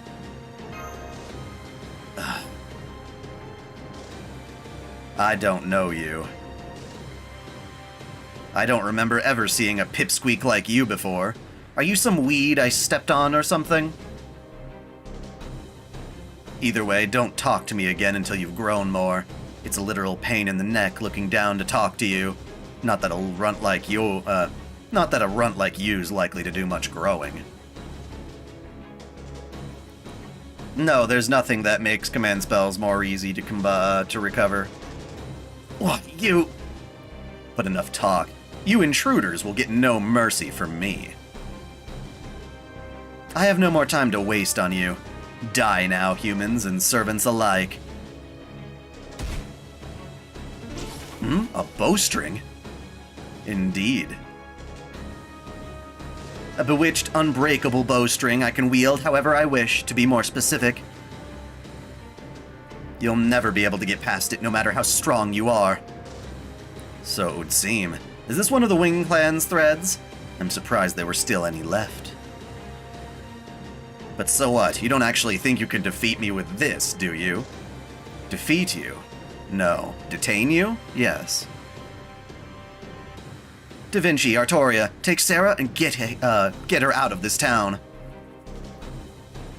I'll hold Gawain here and ensure she doesn't come after you. You got it. Honestly, it's not going to be easy, but I'll make sure she makes it out of here no matter what.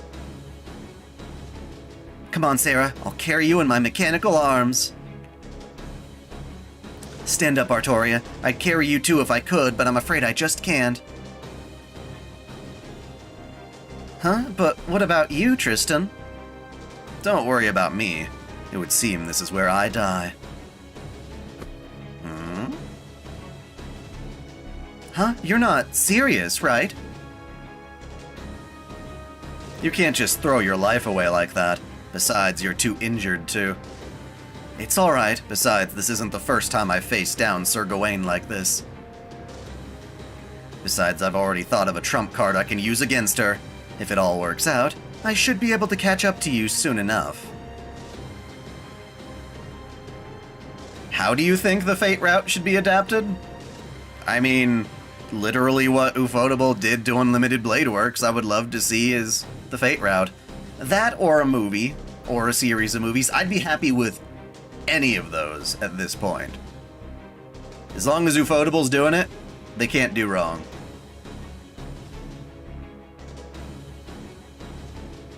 Go, my king. Please, hurry. You are still at the beginning of your journey. Okay, I'm ready. Come on, follow me. If you can't keep up, I'm going to leave you behind. You get that, right? Run away! Run away! Let me guess, you've decided to sacrifice yourself to let your companions escape? Oh, come now. That should have gone without saying. You really are, Sir Gawain. Your body is strong and hard as a rock, but then so is your head. Tell me something. Are all servants like you? Pawns who are willing to throw their lives away for their master because they neither fear death nor know what it is to truly be alive? I don't know that I'd put it that way. Even servants hope to avoid death. In fact, I'd say we fear death even more than we did when we were alive. For we heroic spirits know all too well how miraculous it is to be summoned. We know that this opportunity will never come again. We know how rare it is to be granted dreams even after death. Most of all, we know that dying feels like. We know how painful, how bitter, how sad it can be. You may think that we can bear it because we've experienced it before, but you would be wrong. Death is something living things can only bear once. To suffer the pain of my own death over and over, or to make others grieve my passing several times is simply more than I can take. If I may confide, I'm hoping you'll let me escape with my life. Whether you live or die here is entirely up to you. The only one I mean to kill is your master. If you're willing to stand down, I'm willing to let you go.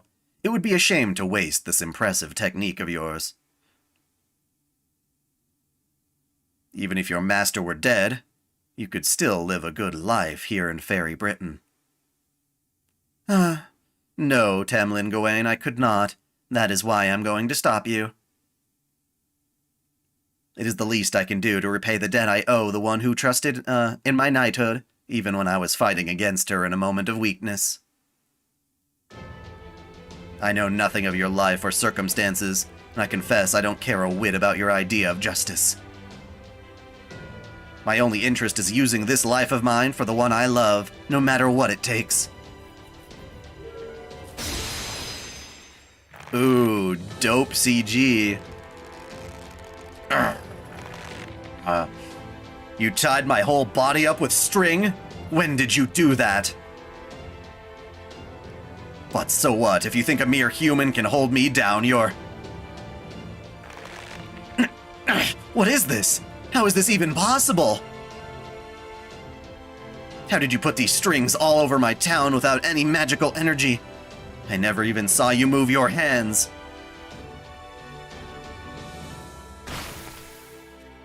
Indeed, these restraints rely on weight, not strength. The mass of this very town, this culmination of human technology, is what holds you in place. Thanks to our earlier battle, I know very well how strong you are, and I know you cannot break these restraints with brute force alone. I may no longer have the fingers on my right hand, but I still have my mouth. I may not be able to finger you, but oral is still an option! No otherworldly knight. Prepare to face the full force of my air strike. What? You say it's lowly human technology that holds me in place? Does it? You deserve to die a miserable death after all, servant. I'm going to dash any hopes you had of this pathetic trick working.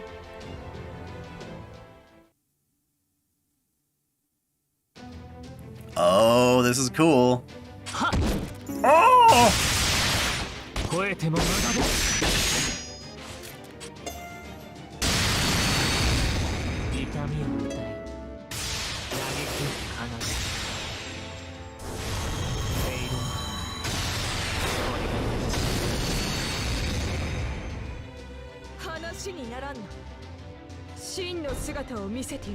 Did you just rip off a horn? That's epic, man.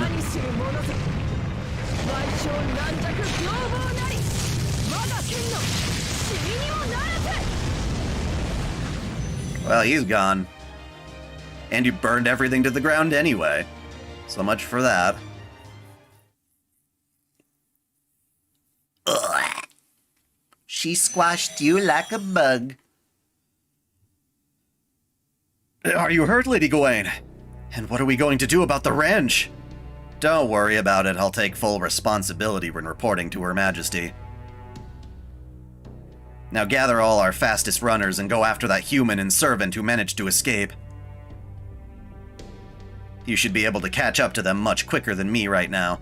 I'll join afterward. Don't worry, I'm not just saying it. Like that idiot knight did a moment ago. Once you catch up, surround and restrain them, but don't kill them until I get there. Yes, Lady Gawain, consider it done. The dwarves are gonna catch up to me, huh? That hurt more than I expected. My whole body is still a little numb. I should have asked the man's name. He deserved that much before I killed him. Hold on. What was that, Winnie?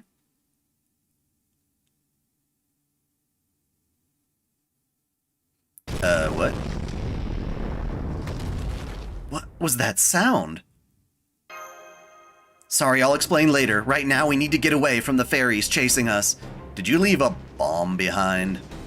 I think she did. Can you stand? Can you run? Okay, I'm gonna put you down then. Now, run for it! How can EarthClan fairies be so fast? They're almost on us, Da Vinci. Damn it. And after Tristan managed to buy us some time. But what can we do? There's nowhere to hide out. Huh? What's that sound? Oberon to the rescue! And he did an ascension while he was out. Oh good, I made it. I heard you guys were in trouble, so I figured, hey, Fairy King Oberon to the rescue. You guys know what carriages are, right? Great, then get in. I'll catch you all up later. Huh, a carriage? As in a carriage? The kind only clan heads are allowed to use? That's right. Hey, you found... you found red hair. Great. I guess Ritska's gonna be happy. That's right, tools that exploit animals are prohibited by British law. But there are some fairies out there who voluntarily provide such labor themselves. My name's Redrabit, the Fey Horse. I'm a Fang Clan fairy who's always been fascinated with carriage culture. So you're a fake? You're a fairy red hair? Or just you're using the same sprite because they were too lazy to make a new one? I usually serve Lady Aurora, but just this once, I agreed to serve Lady Oberon as well. Snort. Something tells me this is fate at work. So why not sit back and see how great a carriage ride can be? Red Rabbit? He's a red herring. There's a whole lot I'd like to comment on here, but for now I'll just say, great timing, Oberon. Come on, guys, get on. These soldiers will never catch up now.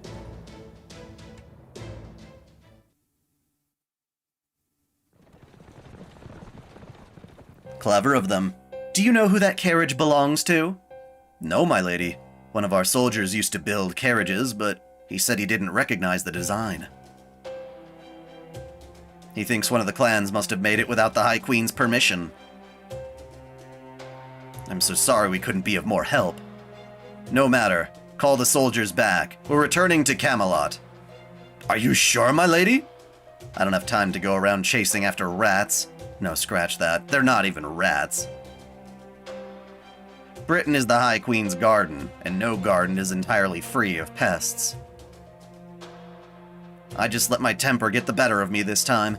Next time we meet, I'll grind them beneath my boot. Assuming I ever do meet them again, of course. We have someone much better at squashing bugs in any case. Oh, you mean Fair Lancelot, the strongest Tamlin in all of Britain. She'll crush those bugs in no time, no matter where they try to hide. What are you talking about? Wait. Why are you talking about Lady Lancelot in front of Lady Gawain, you idiot? Have you got a death wish? Forgive me, Lady Gawain. I meant no disrespect. You are, of course, the strongest of the Tamlet. It's alright, you're correct. She is the strongest. But watch your tongue next time.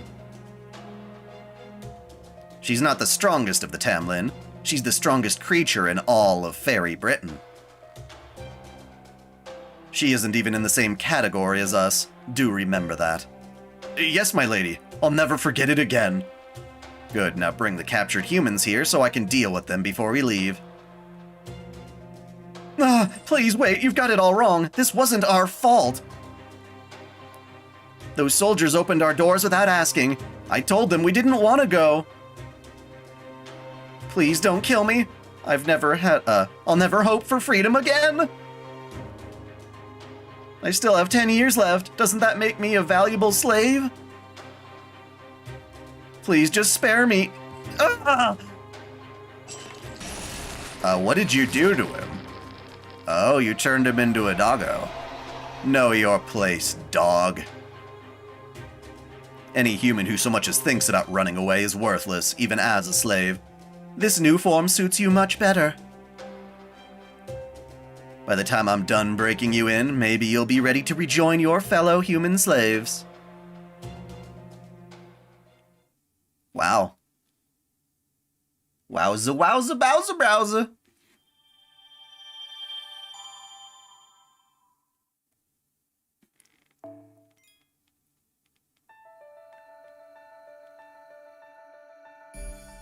I was gonna say, if we just ran back to Salisbury, they'd know who we were working with.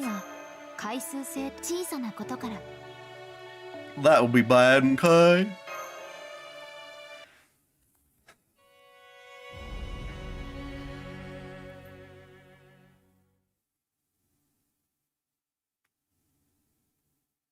We don't have a fairy, Mordred. I guess. The cart's even heavier than usual. Come on, let's just get rid of that weapon already. No buyer's gonna want something that scary looking. Don't be ridiculous, bro. You're gonna make Anna's tear up again. Don't you remember how grateful she was when we agreed to bring that weapon along, too? I definitely remember how happy you were when she took your hand. What'd she say that was called back when she comes from again? A handshake? They've already got everything under the sun in Norwich, and I know they love their trends in Gloucester, but I've never heard of any custom like that before. If you're feeling tired, Rob, would you like me to take over? I can still pull a cart, even without my memories. No need, I can manage fine on my own. You just keep resting up, Annis. We're almost to Gloucester, and I want everything to look its best. An amnesiac girl with 3 stingy fairy peddlers named Rob, Wag, and Winky. Winky. Together, these strange bedfellows made their way further and further north from the nameless woods.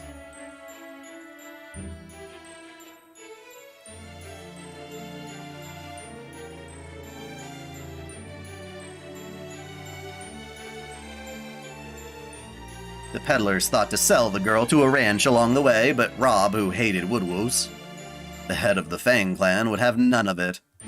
Woodwoes? He insisted that anyone so violent didn't deserve a beauty like Annis. And that was the end of that. Way to go, big bro. Who is narrating this shit? It's so funny. Oh wow, I can see a city off in the distance now. What's it like there, Winky? That's Gloucester, Annis. Pretty impressive, right? It's a special place even for Britain.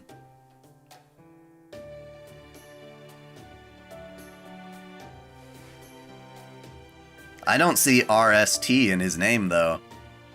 It's an upper-class city run by the head of the Wing Clan, Murian the Adored. That's all about trends, brands, and joy. You can get anything you want there as long as you can pay for it. Lovers, slaves, fairies, humans, everything. Sounds fun. Not that it's really my kind of place. All the fairies who settle down there are poseurs and trend followers. Most of the stuff, that's just gold-plated hunks of dirt anyway. It's all shine, no substance. Really? But I thought you were really proud of your Gloucester knife. That's exactly because it's a fake. A real knife that nice? I'd be too afraid of breaking it to actually use it. Now I see, that does sound just like you, Winky. You don't like Gloucester, Winky? Then why'd you pick this route? I'm scared of the Norwich calamity too, but we still could have gone there instead. What are you, stupid? We can't use any eastern routes this time of year.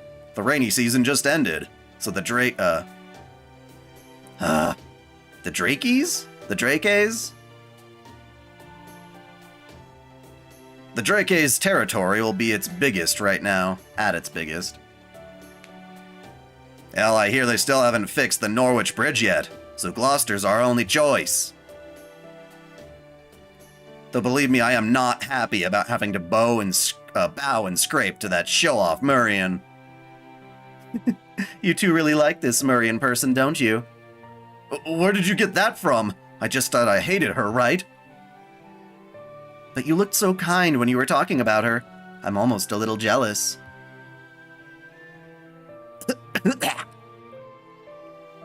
Check it out, bro.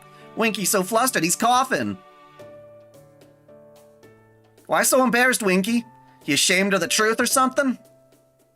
Shut up, it's not like that. Anyway, did you guys hear about the big kerfuffle in Camelot? They say an assassin snuck in about 10 days ago to try to kill the High Queen Morgan. Yeah, I did. I hear they fought through a ton of soldiers all alone and made it their way to the throne room. From what I heard, not even Lady Gawain or Lady Tristan could stop them. But then Lady Lancelot flew in and beat the shit out of them, right? Apparently they had a badass mid-air battle, but ultimately the assassin got dropped in the pit. Wow, Lady Lancelot really is something else, isn't she? Gawain, Tristan, Lancelot. What's up, Annis? You getting motion sick or something? Hey Rob, take it easy. The ride's too rocky for her. No, it's not that. I just have a little headache. When I heard those names, my chest got a little tight. Can I ask what kind of people these fairies are? Oh, right, she might have known some of the Tamlin herself. Probably better if we don't say anything here, then. You mean you don't know, Annis? Those are the great Tamlin, the Knights of the Round Table. There's Gawain, the most feared Tamlin in all of Britain. Tristan, the most hated Tamlin in all of Britain. And Lancelot, the most beautiful Tamlin in all of Britain. We couldn't do business without those three taking care of the moors for us. Well, not that Tristan ever does so much to keep us safe. Hell, I'm more scared of her than I am the moors. That's why I never got to go to New Darlington if I can help it. Wag, the younger brother, smiled innocently. All while Rob and Winky were afraid that he might jog Annis's memories. Then all of a sudden... black dogs! This is all your fault, Wag, you idiot. These things wouldn't be here if you hadn't talked about Tristan. Just leave the cart and run for it before they eat us alive. You too, Annis. Get away from them. I'll hold them off as long as I... Oh! Mashu to the rescue! I don't know why you're attacking us, but I'm not going to let you hurt anyone. You want to pick up on... you want to pick on somebody? Pick on me.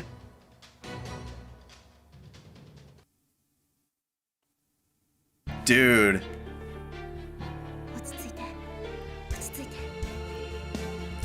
I like how they're just, like, doing this instead of making us fight. It's more epic this way, honestly. It's not like we don't do enough ridiculous fights as it is.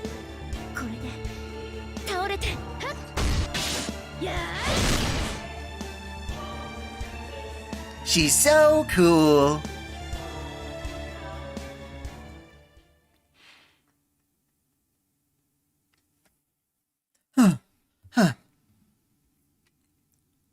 Thank goodness, my body just moved on its own, but it looks like everything worked out. Is everyone all right? The girl stuck her shield in the ground with a resounding thud and turned to face the fairies. She was greeted with stunned stares from all three, and who could blame them? They never had such a graceful night before. Never had seen such a graceful night before. That was amazing! I can't believe you sent all those black dogs packing by yourself. Black dogs are some of the most despised creatures in all of Fairy Britain, drawn to the putrid smell of death and decay. They are of the what the hell? The Unseelie Court?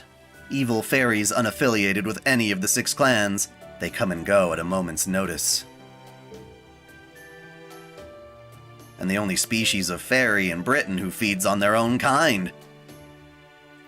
Wait, hang on. How can she be this strong? Maybe she's... the child of prophecy? Come on, Rob, there's no way that... How else do you explain it? She got an iron shield, iron armor, and you saw for yourself how strong she is. She's gotta be at least as strong as the Tamlin. If this ain't special, then nothing is. Yeah, you gotta be the child of prophecy. You just saved our lives and everything. Huh? The child of prophecy? Me? Don't worry, I'll tell you all about it. The child of prophecy's gonna defeat the queen and save all of Britain. She's the savior we've all been waiting for a long, long time. She's gonna save all the fairies. Rob, the greedy older brother, and Wag, the innocent younger brother, began excitedly telling the girl about the Mirror Clan's prophecy.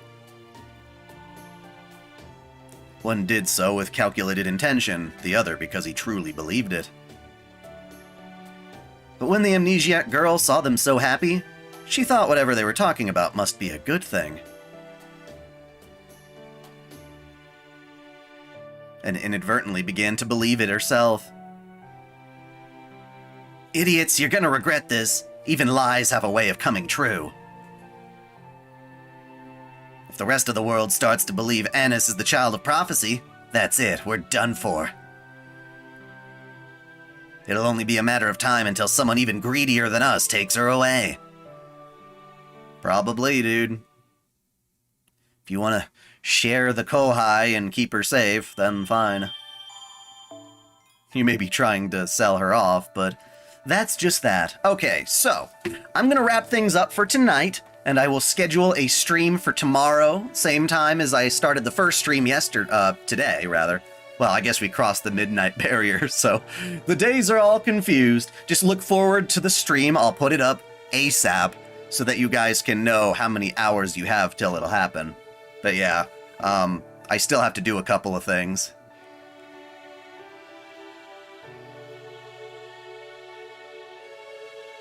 I was on Twitch for a little while, but even now, Twitch, like, prohibits you from being able to, what do you call it, stream on multiple platforms.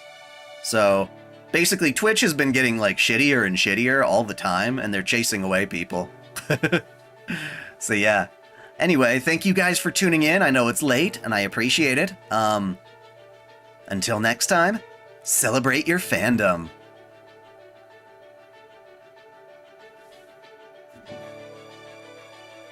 Oh, you can watch Garden of Sinners on Crunchyroll, but you can also, otherwise you'd have to find it, like, on download somewhere.